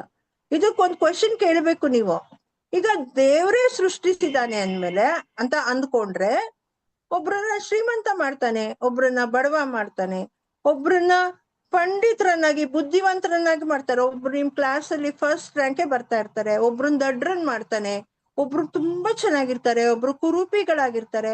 ಈ ತರ ಯಾಕೆ ಮಾಡ್ದ ಭಗವಂತ ಅಂತ ನೀವು ಕ್ವಶನ್ ಕೇಳ್ಬೇಕು. ಆತರ ಮಾಡಿದ್ರೆ ಅವ್ರ ದೇವ್ರ? ಹೀಗೆ ತಾರತಮ್ಯ ಪಾರ್ಶಿಯಾಲಿಟಿ ಮಾಡಿದ್ರೆ ಅವನನ್ನ ದೇವ್ರು ಅಂತ ಹೇಳಕ್ ಆಗತ್ತಾ? ದೇವ್ರಿಗೆ ಹೇಗಿರ್ಬೇಕು? ದೇವ್ರು ಅಥವಾ ಗುರುಗಳನ್ನ ನಾವು ಗೌರವ ಸ್ಥಾನದಲ್ಲಿ ಇಡ್ತೀವಿ. ಯಾಕೆ ಅಂತಂದ್ರೆ ಅವರಿಗೆ ಪಾರ್ಶಾಲಿಟಿ ಮಾಡುವಾಗ ಏನು ಅಂದ್ರೆ, ಒಬ್ರ ಮೇಲೆ ಜಾಸ್ತಿ ಪ್ರೀತಿ ಇದ್ರೆ ಅವ್ರ ಮೇಲೆ ಪಾರ್ಶಾಲಿಟಿ ಮಾಡ್ತೀವಿ. ನಮ್ಮ ದೇವ್ರು ಹೇಗಿದ್ದಾನೆ ಅಂದ್ರೆ, ಅವನಿಗೆ ರಾಗನೂ ಇಲ್ಲ, ದ್ವೇಷನೂ ಇಲ್ಲ, ಯಾರ ಮೇಲೆ ಪ್ರೀತಿನೂ ಇಲ್ಲ, ದ್ವೇಷನೂ ಇಲ್ಲ, ವೀತರಾಗಿ ಅನ್ನೋ ಮೀನಿಂಗ್ ಅದೇ ತಾನೆ. ಸೊ ಹಾಗಾದ್ರೆ ದೇವ್ರು ಸೃಷ್ಟಿಕರ್ತ ಆಗಿದ್ರೆ ಈ ತರ ಎಲ್ಲ ಸೃಷ್ಟಿ ಮಾಡ್ತಾ ಇದ್ನಾ? ಸೊ ಇದಕ್ಕೆ ಹೇಳು. ಹಲೋ ಮ್ಯಾಮ್, ನಾವ್ ಸತ್ ಮೇಲೆ ಮತ್ತೆ ಜೈನ್ಸ್ ಆಗಿ ಹುಟ್ಟುತ್ತೀವಾ? ಇಲ್ಲ, ಗೊತ್ತಿಲ್ಲ. ಸತ್ತ ಮೇಲೆ ನಮ್ ಕರ್ಮ ಹೆಂಗಿರುತ್ತೋ, ನೀನ್ ಒಳ್ಳೇದ್ ಮಾಡಿದ್ರೆ ಒಳ್ಳೆ ಗತಿಗೆ ಹೋಗ್ತೀಯ. ಮತ್ ಮನುಷ್ಯರಾಗ್ ಹುಟ್ಟೋದೇ ಒಂದ್ ದೊಡ್ಡ ಪುಣ್ಯ. ಜೈನರಾಗ್ ಹುಟ್ಟೋದು ಮಹಾಪುಣ್ಯ. ನಾವ್ ಜೈನರಾಗ್ ನೀವ್ ಯಾವ ಕರ್ಮದ ಪ್ರಕಾರ ನಾವು ಹುಟ್ತೀವಿ. ತುಂಬಾ ಮಾಯಾಚಾರ ಎಲ್ಲ ಮಾಡಿದ್ರೆ ಪ್ರಾಣಿಗಳಾಗಿ ಹುಟ್ತೀವಿ. ತುಂಬಾ ಕರ್ಮ ಪರಿಗ್ರಹ ಎಲ್ಲ ನನಗೆ ಬೇಕು ಅನ್ನೋ ಲೋಭ ಇದ್ರೆ ನರಕಕ್ಕೆ ಹೋಗ್ಬಿಡ್ತೀವಿ. ಪುಣ್ಯ ಕಾರ್ಯಗಳು ಅಂದ್ರೆ ಪೂಜೆ, ದಾನ ಮುಂತಾದದ್ದೆಲ್ಲ ಮಾಡಿದ್ರೆ ನಾವು ದೇವಲೋಕಕ್ಕೆ ಹೋಗ್ಬಿಡ್ತೀವಿ. ಸೊ ಈ ತರ ಹಂಗಂದ್ರೆ ಇದನ್ನೇ ನಿನ್ನ ಆನ್ಸರ್ ನಿನ್ಗೆ ಹೇಳ್ತೀನಿ ನೋಡು. ಆದ್ರಿಂದ ದೇವ್ರು ಏನು ಸೃಷ್ಟಿ ಮಾಡಿಲ್ಲ. ಹೇಳಪ್ಪ. ಮ್ಯಾಮ್, ಓದ್ ಜನ್ಮದಲ್ಲಿ ನಾವ್ ಚೆನ್ನಾಗ್ ಮಾಡಿದೀವಿ, ಅದಕ್ಕೆ ಇವಾಗ ನಾವೆಲ್ಲ ಜೈನ ಧರ್ಮದಲ್ಲಿ ಹುಟ್ಟಿರೋದ. Very good. ಹೌದು, ಪುಣ್ಯ ಮಾಡಿ ಜೈನ್ ಕುಲದಲ್ಲಿ ಹುಟ್ಬೇಕು. ಯಾಕಂದ್ರೆ ನೋಡು, ಹುಟ್ಟಿನಿಂದಲೇ ನಮ್ಗೆ ನಾನ್ ವೆಜ್ ಆ ತರದ್ದೆಲ್ಲ ಹೋಗೇ ಬಿಡುತ್ತಾ. ಜೈನರಾಗಿ ಹುಟ್ಟಿರೋದ್ರಿಂದ ಹಿಂಸೆ ಪಾಲನೆ ಮಾಡ್ತೀವಿ. ನಾವೆಲ್ಲ ವೆಜಿಟೇರಿಯನ್ಸ್. ಅದೇ ಬೇರೆ ಗೌಡ್ರು ಬೇರೆ ಮಾಂಸ ಮಡ್ಡಿ ತಿನ್ನೋರ್ ಮನೇಲಿ ಹುಟ್ಬಿಟ್ಟಿದ್ರೆ ಏನ್ ಗತಿ? ಅದು ನ್ಯಾಚುರಲ್ ಆಗಿ ತಿನ್ಬೇಕು ಅಂತ ಅನ್ಕೊಂಡ್ಬಿಟ್ಟಿರ್ತಾರೆ. ಆದ್ರಿಂದ ಜೈನ ಕುಲದಲ್ಲಿ ಹುಟ್ಟೋದು ಮಹಾನ್ ಪುಣ್ಯ ಅಂತ ನಾವು ತಿಳ್ಕೊಬೇಕು. ಹಾಗೆ ಹುಟ್ಟಿದ ಮೇಲೆ ಈ ಧರ್ಮದ ಬಗ್ಗೆ ನಾವು ತಿಳ್ಕೊಬೇಕು ಅಲ್ವಾ? ಆದ್ರಿಂದ ದೇವ್ರು ಇಲ್ಲಿ ಸೃಷ್ಟಿಕರ್ತ ಇಲ್ಲ. ದೇವ್ರು ಅಂತ ಅಂದ್ರೆ ನಾವು ಏನೇನ್ ಕರ್ಮ ಮಾಡ್ತೀವೋ, ಜೈನ ಧರ್ಮ ಏನ್ ಹೇಳುತ್ತೆ ಅಂದ್ರೆ, ಅವರವರ ಕರ್ಮಾನುಸಾರವಾಗಿ ಅವರು ಜನ್ಮ ತಳಿತಾರೆ. ನಮ್ಮ ಕರ್ಮಗಳೇ ನಮ್ಮನ್ನ ಸೃಷ್ಟಿಸುತ್ತವೆ. ಅವರವರ ಪಾಪ ಪುಣ್ಯಗಳಿಗೆ ಅನುಸಾರವಾಗಿ ದೇವ, ಮನುಷ್ಯ, ತಿರ್ಯಂಚ, ನರಕಗತಿ ದೊರೆಯುತ್ತದೆ ಅಂತ ಹೇಳ್ಬೇಕು ನೀವು ಯಾರಾದ್ರೂ ಕೇಳಿದ್ರೆ. ಮತ್ತೆ ಜೈನ ಧರ್ಮ ಡೆಫಿನಿಷನ್ ಅಂದ್ರೆ, ಜೈನ ಧರ್ಮ ಭಾವನಾ ಪ್ರಧಾನವಾದ ಧರ್ಮ. ನಾವೇನು ಭಾವಿಸ್ತೀವೋ, ಭಾವನಂ ಭವನಾಶಿನಿಂ ಭಾವದಿಂದ ಆಶ್ರವಂ ಅಂತ ಹೇಳ್ತಾರೆ. ಅಂದ್ರೆ ನಾವು ಒಳ್ಳೊಳ್ಳೆ ಭಾವನೆ ಮಾಡ್ಬೇಕು. ನಾವು ಹೇಗೆ ಭಾವನೆ ಮಾಡ್ತೀವೋ ಹಾಗೆ ಕರ್ಮಗಳು ಬಂದು ನಮ್ಮನ್ನ ಸೇರ್ಕೋತಾ ಇರ್ತವೆ. ಸೊ ಕರ್ಮ ಸಿದ್ಧಾಂತವನ್ನ ಪ್ರತಿಪಾದಿಸುವ ಧರ್ಮ ಜೈನ ಧರ್ಮ. ನಾವು ಕರ್ಮಗಳ ಬಗ್ಗೆ ಬಹಳ ಜಾಗರೂಕರಾಗಿರ್ಬೇಕು. We should be very alert. ನಾವ್ ಏನ್ ಮಾಡ್ತಾ ಇದೀವಿ, ಏನ್ ಯೋಚನೆ ಮಾಡ್ತಾ ಇದೀವಿ, ಏನ್ ಮಾತಾಡ್ತಾ ಇದೀವಿ, ಇದ್ರ ಬಗ್ಗೆ ಎಲ್ಲ ನಾವು ಯಾವಾಗ್ಲೂನು ಎಚ್ಚರವಾಗಿರ್ಬೇಕು. ಯಾವಾಗ್ಲೂ ಇನ್ನೊಬ್ರನ್ನ ನಾವು ನೋಯಿಸಬಾರ್ದು. ಇದು ಫಸ್ಟ್ ಪಾಯಿಂಟ್. ಆಯ್ತಾ? ಸೊ ನಿಮ್ ಫ್ರೆಂಡ್ಸ್ ಕೇಳ್ತಾರೆ, ಹಾಗಾದ್ರೆ ನಿಮ್ ದೇವ್ರು ಯಾರು? ನಾವ್ ಹೇಳ್ತೀವಿ ವೀತರಾಗಿ ಭಗವಂತ. ಈಗಾಗ್ಲೇ ಟೀಚರ್ ಸುಮಾ ಮೇಡಮ್ ಹೇಳ್ಕೊಟ್ರು, ಎಲ್ಲಾ ಭಗವಂತನ ಲಕ್ಷಣಗಳು ಎಲ್ಲ ಹೇಳಿದ್ರು. ಆಯ್ತಾ? ನಾವು ದೇವ್ರು ಹೇಳು. ಸಾಯಿಸಿರ್ತೀವಿ ಮತ್ತೆ ಅದಕ್ಕೆ ನಮೋಕಾರ ಮಂತ್ರ ಹೇಳಿದ್ರು ನಮೋಕಾರ ಮಂತ್ರ ಅಂದ್ರೆ ಇದು ಆಯು ಕರ್ಮ ಅಂತ ಒಂದಿರುತ್ತೆ. ಆಯ್ತಾ? ಅದ್ರದ್ದೆಲ್ಲ ಹೇಳಕ್ ಹೋದ್ರೆ ತುಂಬಾ ಬಹಳ ಇಂಟ್ರೆಸ್ಟಿಂಗ್ ಆಗಿದೆ, ಗೊತ್ತಾಯ್ತಾ? ಆಯು ಕರ್ಮ ಮೊದಲೇ ನಮಗ್ ಕಟ್ಬಿಟ್ಟಿರುತ್ತೆ ಅಂತ ಅನ್ಕೋ. ಇಷ್ಟು ನರಕ ಗತಿಯ ನೀ ಏನೋ ತುಂಬಾ ಪಾಪ ಮಾಡಿರ್ತೀಯ, ಅದು ಆಯು ಕರ್ಮ, ನೀ ನರಕಕ್ಕೆ ಹೋಗ್ಬೇಕು ಅಂತ ಕಟ್ಬಿಟ್ಟಿರುತ್ತೆ, ಅದು ಬಂಧ ಆಗ್ಬಿಟ್ಟಿರುತ್ತೆ. ಸೊ ಆದ್ರಿಂದ ನರ್ಕಕ್ ಹೋಗ್ಲೇಬೇಕಾಗತ್ತೆ. ಸಾಯುವಾಗ ಅದಿನ್ನೂ ಆಯು ಕರ್ಮ ಕಟ್ಟಿಲ್ಲ, ನೀವ್ ಸಾಯುವಾಗ ನಮೋಕಾರ ಮಂತ್ರ ಹೇಳ್ಕೊಂಡು ಸತ್ರೆ ಆ ಟೈಮಲ್ಲಿ ಆಯು ಕರ್ಮ ಬಂಧ ಆದ್ರೆ ಒಳ್ಳೇದ್ ಮಾಡುವಾಗ ನರ್ಕ ಆಗಲ್ಲ, ಅವಾಗ ಬೇರೆ ಒಳ್ಳೆ ಗತಿ ಬರುತ್ತೆ. ಆತರ ಇದೆ ಅದು. ಸ್ವಲ್ಪ ಅದು ಕರ್ಮದ್ದೇ ಪಾಠ ಮಾಡ್ಬೇಕಪ್ಪ. ಬೇಕಾದ್ರೆ ನೆಕ್ಸ್ಟ್ ಇಯರ್ ನಿರಂಜನ್ ಅವರು ಆಯೋಜಿಸಿದಾಗ ನಾನ್ ಬಂದ್ ಕರ್ಮದ ಕ್ಲಾಸ್ಗಳನ್ನೇ ತಗೊಳ್ತೀನಿ. It is very interesting. ಆಯ್ತಾ? ಸೊ ಈಗೇನು ನಿಮ್ ದೇವ್ರು ಯಾರು ಅಂತ ಕೇಳ್ತಾರೆ. ವೀತರಾಗಿ ಭಗವಂತ. ನಿಮ್ ದೇವ್ರು ಏನು ಕೊಡಲ್ವಲ್ಲ, ಯಾಕೆ ಪೂಜೆ ಮಾಡ್ತೀರಾ ಅಂತ ಕೇಳ್ತಾರೆ ಅನ್ಕೋ ನಿಮ್ ಫ್ರೆಂಡ್ಸ್. ನಿಮ್ ದೇವ್ರು ಏನು ಕೊಡಲ್ಲ, ನಾವ್ ಹೇಳ್ತೀವಲ್ಲ ವೀತರಾಗಿ ಭಗವಂತ, ಅವ್ರು ಯಾರು ಏನು ಕೊಡಲ್ಲ, ಸೊ ನಾವ್ ಯಾಕೆ ಪೂಜೆ ಮಾಡ್ಬೇಕು ಅಂತ ಕೇಳ್ತಾರೆ ಅನ್ಕೋ. ಅದಕ್ಕೆ ಒಂದು ಉದಾಹರಣೆ ಹೇಳ್ಬೋದು. ಹೇಗೆ ಅಂತಂದ್ರೆ, ಇವಾಗ ನಾವು ಬಿಸಿಲಲ್ಲಿ ಹೋಗ್ತಾ ಇರ್ತೀವಿ. ಇವಾಗಂತೂ ತುಂಬಾ ಬಿಸಿಲಲ್ಲಿ ಹೋಗುವಾಗ ಏನ್ ಮಾಡ್ತೀವಿ? ಒಂದ್ ಆಲದ ಮರ ಕಂಡ್ರೆ ಹೋಗಿ ಏನ್ ಮಾಡ್ತೀವಿ? ಅದ್ರ ಕೆಳಗೆ ನಿಂತ್ಕೋತೀವಿ. ಮರ ಏನ್ ಕರಿಯಲ್ಲ, ನಾವೇ ನಿಂತ್ಕೊಳ್ತೀವಿ, ಸ್ವಲ್ಪ ಹೊತ್ತು ಆರಾಮಾಗಿರೋಣ, ನೆರಳು ಸಿಗುತ್ತೆ ಅಂತ. ಆ ಮರದ ಕೆಳಗ್ ನಿಂತ್ಕೊಂಡು ನಾವು ಮರ ನನಗ್ ನೆರಳು ಕೊಡು ಅಂತ ಕೇಳ್ಬೇಕಾ? ಏನಿಲ್ಲ, ತಾನಾಗೆ ಕೊಡುತ್ತೆ. ಹಾಗೇನೆ ನಮ್ಮ ಭಗವಂತನ ಬಳಿ ನಾವು ಬಂದು ನಿಂತ್ರೆ, ಪೂಜೆ ಮಾಡಿದ್ರೆ ಏನು ಕೇಳ್ಬೇಕಾಗಿಲ್ಲ, ನಮ್ಗೆ ಸುಖ, ಶಾಂತಿ, ನೆಮ್ಮದಿ ಎಲ್ಲ ತಾನಾಗೆ ಸಿಗುತ್ತೆ. ಯಾಕೆಂದ್ರೆ ದರ್ಶನಂ ದೇವದೇವಸ್ಯ ದರ್ಶನಂ ಪಾಪನಾಶನಂ ಅದ್ ಹೇಳ್ತೀರಲ್ಲ ದರ್ಶನ ಸ್ತುತಿನಲ್ಲಿ. ಭಗವಂತನ ಮುಖ ಕಮಲವನ್ನ ನೋಡ್ತಾ ಇದ್ರೆ ಪಾಪಗಳು ಹಾಗೆ ನಾಶ ಆಗ್ತಾನೆ ಇರುತ್ತೆ. ಅದ್ರಿಂದ ನಮಗೆ ಸುಖ, ಶಾಂತಿ, ನೆಮ್ಮದಿ ಎಲ್ಲ ತಾನಾಗೆ ಸಿಗುತ್ತೆ. ನೋಡಿ, ಮರದ ಎಕ್ಸಾಂಪಲ್ ಹೇಗ್ ಹೇಳ್ಬೋದು ಅಂತಂದ್ರೆ, ಮರ ತನ್ಗೆ ನೀರ್ ಹಾಕಕ್ ಬಂದವ್ರಿಗೂನು ನೆರಳು ಕೊಡುತ್ತೆ, ಮರ ಕಡಿಯಕ್ ಬಂದವ್ರಿಗೂನು ನೆರಳು ಕೊಡುತ್ತೆ. ಅದಕ್ಕೆ ರಾಗನೂ ಇಲ್ಲ, ದ್ವೇಷನೂ ಇಲ್ಲ. ಅದೇ ತರ ಭಗವಂತ, ಆ ಭಗವಂತನ ಸಾನ್ನಿಧ್ಯಕ್ಕೆ ಹೋದ್ರೆ ಎಲ್ಲವೂ ತಾನಾಗೇ ಸಿಗುತ್ತೆ, ಬೇಡುವ ಅವಶ್ಯಕತೆ ಕೂಡ ಇಲ್ಲ. ಆದ್ರಿಂದ ನೀವು ದಿನ ಆದಾಗೆಲ್ಲ ನಿಮ್ಮ ಮನೆಯಲ್ಲೇ ದೇವ್ರ ಮನೆಗೆ ಹೋಗಿ ಬೆಳಿಗ್ಗೆ ಒಂದು ನಮಸ್ಕಾರ ಮಾಡಿ ನಮೋಕಾರ ಮಂತ್ರ ಹೇಳ್ಕೊಳ್ಳಿ. ಈ ತರ ನಿಮ್ಮ ದಿನವನ್ನ ಶುರು ಮಾಡಿದ್ರೆ ಬಹಳ ಒಳ್ಳೇದಾಗುತ್ತೆ. ಮತ್ ಹಾಗೇನೆ ಇವಾಗ ಬೇರೆ ಬೇರೆ ದೇವ್ರ ಬಗ್ಗೆನೂ ಹೇಳಿದ್ರು. ಈಗ ಹನುಮಂತ, ರಾಮ, ಮತ್ತೊಬ್ರು, ಇವ್ರನ್ನೆಲ್ಲ ನಾವು ಪೂಜಿಸಲ್ಲ, ಗೌರವ, ಅವ್ರು ಮಾಡಿರೋದಕ್ಕೆ ನಾವು ಗೌರವ ಕೊಡ್ತೀವಿ. ಆದ್ರೆ ಪೂಜೆ ಮಾಡೋದು ನಾವು ವೀತರಾಗಿ ಭಗವಂತನೇ. ಯಾಕೆ? ಬೇರೆ ದೇವರೆಲ್ಲ ಅಸ್ತ್ರ-ಶಸ್ತ್ರಗಳನ್ನ ಹಿಡ್ಕೊಂಡಿರ್ತಾರೆ. ನೋಡಿದಿರ ತಾನೆ ನೀವು? ಹನುಮಂತನ ಕೈಲಿ ಗದೆ ಇರುತ್ತೆ, ಇಲ್ಲ ರಾಮ, ಲಕ್ಷ್ಮಣ ಇವರೆಲ್ಲ ಬಿಲ್ಲು ಬಾಣ ಎಲ್ಲ ಇಟ್ಕೊಂಡಿರ್ತಾರೆ. ಸೊ ಅವ್ರನ್ನ ನಾವು ಪೂಜಿಸಲ್ಲ. ಆಯ್ತಾ? ಸೊ ಇನ್ನ ವೀತರಾಗಿ ಭಗವಂತನ ಯಾಕೆ ನಾವು ಪೂಜೆ ಮಾಡ್ತೀವಿ ಅಂದ್ರೆ, ಈಗ ನಮ್ ದೇವ್ರ ಕೈಲಿ ಏನಾದ್ರು ಅಸ್ತ್ರ-ಶಸ್ತ್ರ ಇರೋದ್ ನೋಡಿದೀರಾ? ಮ್ಯಾಮ್ ನೋಡಿದೀರಾ? ಯಕ್ಷಿಯಲ್ಲಿ ಇರ್ತಲ್ಲ ಮ್ಯಾಮ್, ಯಕ್ಷಿಣಿಯರಲ್ಲಿ ಇರ್ತಾರಲ್ಲ ಮ್ಯಾಮ್, ಯಕ್ಷಿಗೆ ನಾವು ಮರ್ಯಾದೆ ಕೊಡ್ತೀವಿ ಅಷ್ಟೇ. ವೀತರಾಗಿ ಭಗವಂತನ ಪೂಜಿಸೋ ಹಾಗೆ ಪೂಜೆ ಮಾಡಲ್ಲ. ಅವರಿಗೆ ಷೋಡಶೋಪಚಾರ ಮಾಡಿ ನಾವು ಗೌರವ ಕೊಡ್ತೀವಿ. ಯಾಕಂದ್ರೆ ಯಾಕೆ ಕೊಡ್ತೀವಿ ಅಂತಂದ್ರೆ, ಯಕ್ಷಿಯರು ಜನಶಾಸನ ದೇವತೆಗಳು, ನಮ್ಮ ಧರ್ಮವನ್ನ ರಕ್ಷಿಸ್ತಾರೆ, ನಮ್ಮ ತೀರ್ಥಂಕರರ ಮೇಲೆ ಉಪಸರ್ಗ ಬಂದಾಗ ನಿವಾರಣೆ ಮಾಡಿದ್ದಾರೆ ಅಂತ ಹೇಳಿ ಅವರಿಗೆ ನಾವು ಗೌರವ ಕೊಡ್ತೀವಿ. ವೀತರಾಗಿ ಭಗವಂತಂದು ಬೇರೆ. ಆಯ್ತಾ? ವೀತರಾಗಿ ಭಗವಂತ ಯಾವ ಶಸ್ತ್ರವನ್ನು ಇಟ್ಕೊಂಡಿಲ್ಲ. ಯಾಕೆಂದ್ರೆ ಅವನು ನಿರ್ಭಯ, ಅವನಿಗೆ ಯಾರದ್ದು ಭಯವಿಲ್ಲ, ಯಾವುದರದ್ದು ಭಯ ಇಲ್ಲ. ಈಗ ಒಬ್ರು ಯಾಕೆ ಪಿಸ್ತೂಲ್ ಇಟ್ಕೊಂತಾರೆ? ಇವಾಗ ಮಿನಿಸ್ಟರ್ ಆಗಿರ್ಬೋದು, ಮತ್ತೊಬ್ರು ಗನ್ ಮ್ಯಾನ್ ಇರ್ತಾರ ಅವ್ರ ಹಿಂದೆ. ಯಾಕೆ ಅಂತಂದ್ರೆ ಅವ್ರ ಮೇಲೆ ಅಟ್ಯಾಕ್ ಮಾಡ್ಬೋದು. ಅದಕ್ಕೆ ಅವ್ರಿಗೆ ಭಯ ಇದೆ, ಯಾರಾದ್ರೂ ನಮ್ ಮೇಲೆ ಅಟ್ಯಾಕ್ ಮಾಡ್ಬೋದು ಅಂತ. ಆದ್ರಿಂದ ಪಿಸ್ತೂಲ್. ಹಾ ಹೇಳಪ್ಪ. ಮರುಜನ್ಮ ಅಂದ್ರೇನು? ಇವಾಗ ನಾನು ಹೇಳೋದೆಲ್ಲ ಹೇಳ್ಬಿಡ್ಲಾ? ಅದನ್ನ ಆಮೇಲೆ ಮಧ್ಯ ಕೇಳುವಂತೆ ಕ್ವಶನ್, ಇಲ್ದಿರೆ ಇದು ಟ್ರ್ಯಾಕ್ ಚೇಂಜ್ ಆಗ್ಬಿಡುತ್ತೆ. ಮರು ಜನ್ಮ ಅಂದ್ರೆ ಮುಂದಿನ ಜನ್ಮ. ತುಂಬಾ ನೈ ನೈ ಬಂದ್ ಕರೋ, ಒಂದ್ ನಿಮಿಷ ಬಾಗ್ಲು ಬಂದ್ ಕರೋ, 5 ನಿಮಿಷ. ಮರು ಜನ್ಮ ಅಂದ್ರೆ ಮುಂದಿನ ಜನ್ಮ. ಪುನರಪಿ ನಾವು ಮತ್ತೆ ಮತ್ತೆ ನಮ್ಮ ಕರ್ಮದ ಅನುಸಾರವಾಗಿ ಸಾಯ್ತಿರ್ತೀವಿ, ಹುಟ್ಟಿರ್ತೀವಿ.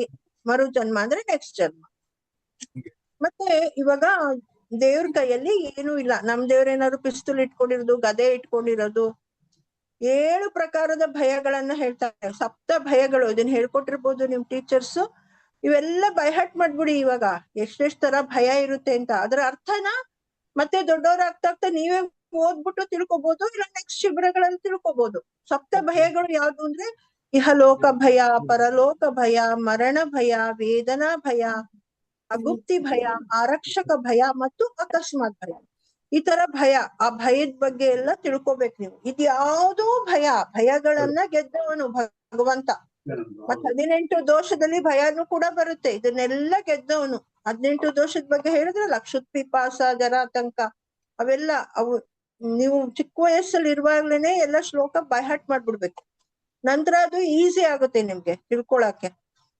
ಹಾಗೇನೆ ಇದು ಒಂದು ಕ್ವೆಶನ್ ಕೇಳ್ತಾರೆ ನಿಮ್ ಫ್ರೆಂಡ್ಸ್, ಯಾಕೆ ನಮಸ್ಕಾರ ಮಾಡ್ತೀಯ ಅಂತಂದ್ರೆ ಇದನ್ನೆಲ್ಲ ಹೇಳ್ಬೇಕು. ನಮ್ ಭಗವಂತಂಗೆ ಭಯ ಇಲ್ಲ, ಮತ್ತೆ ಯಾವ್ದೇ ಪರಿಗ್ರಹ ಇಲ್ಲ, ಮತ್ತೆ ರಾಗನೂ ಇಲ್ಲ, ದ್ವೇಷನೂ ಇಲ್ಲ.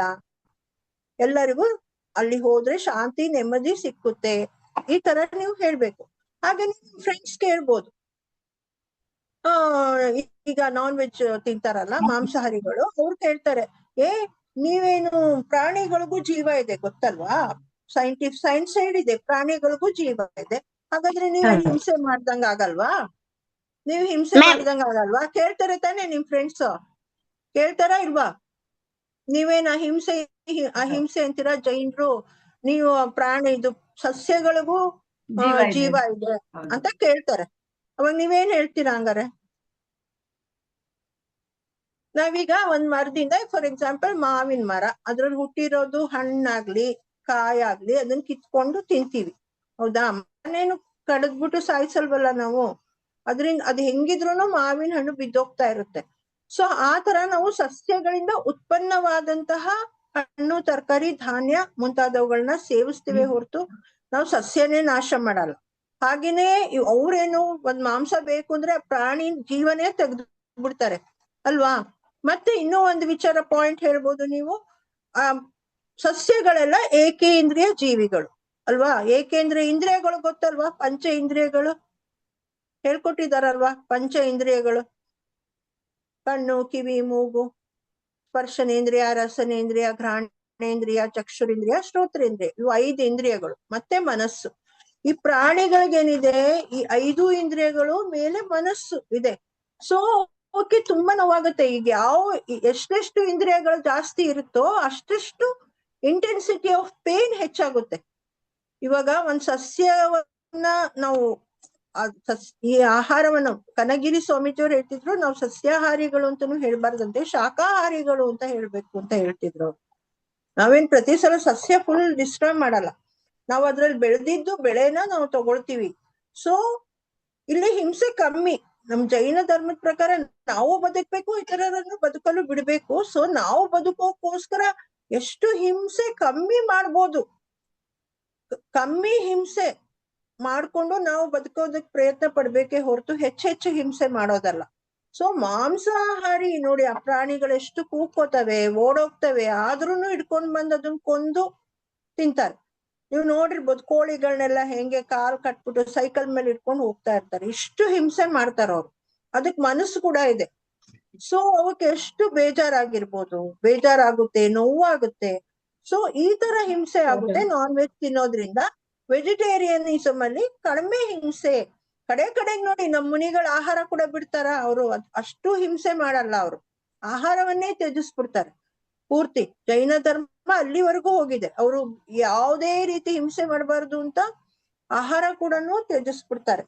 ಆದ್ರಿಂದ ಸೊ ಇದನ್ನೆಲ್ಲ ನಾವು ಅರ್ಥ ಮಾಡ್ಕೊಂಡು ಹೇಳ್ಬೇಕು. ಬೇರೆಯವ್ರು ಕೇಳ್ಬಿಟ್ರೆ ನಮ್ಗೆ ಆನ್ಸರ್ ಮಾಡೋ ಶಕ್ತಿ ಇರ್ಬೇಕು, ನಾವು ಅರ್ಥ ಮಾಡ್ಕೋಬೇಕು.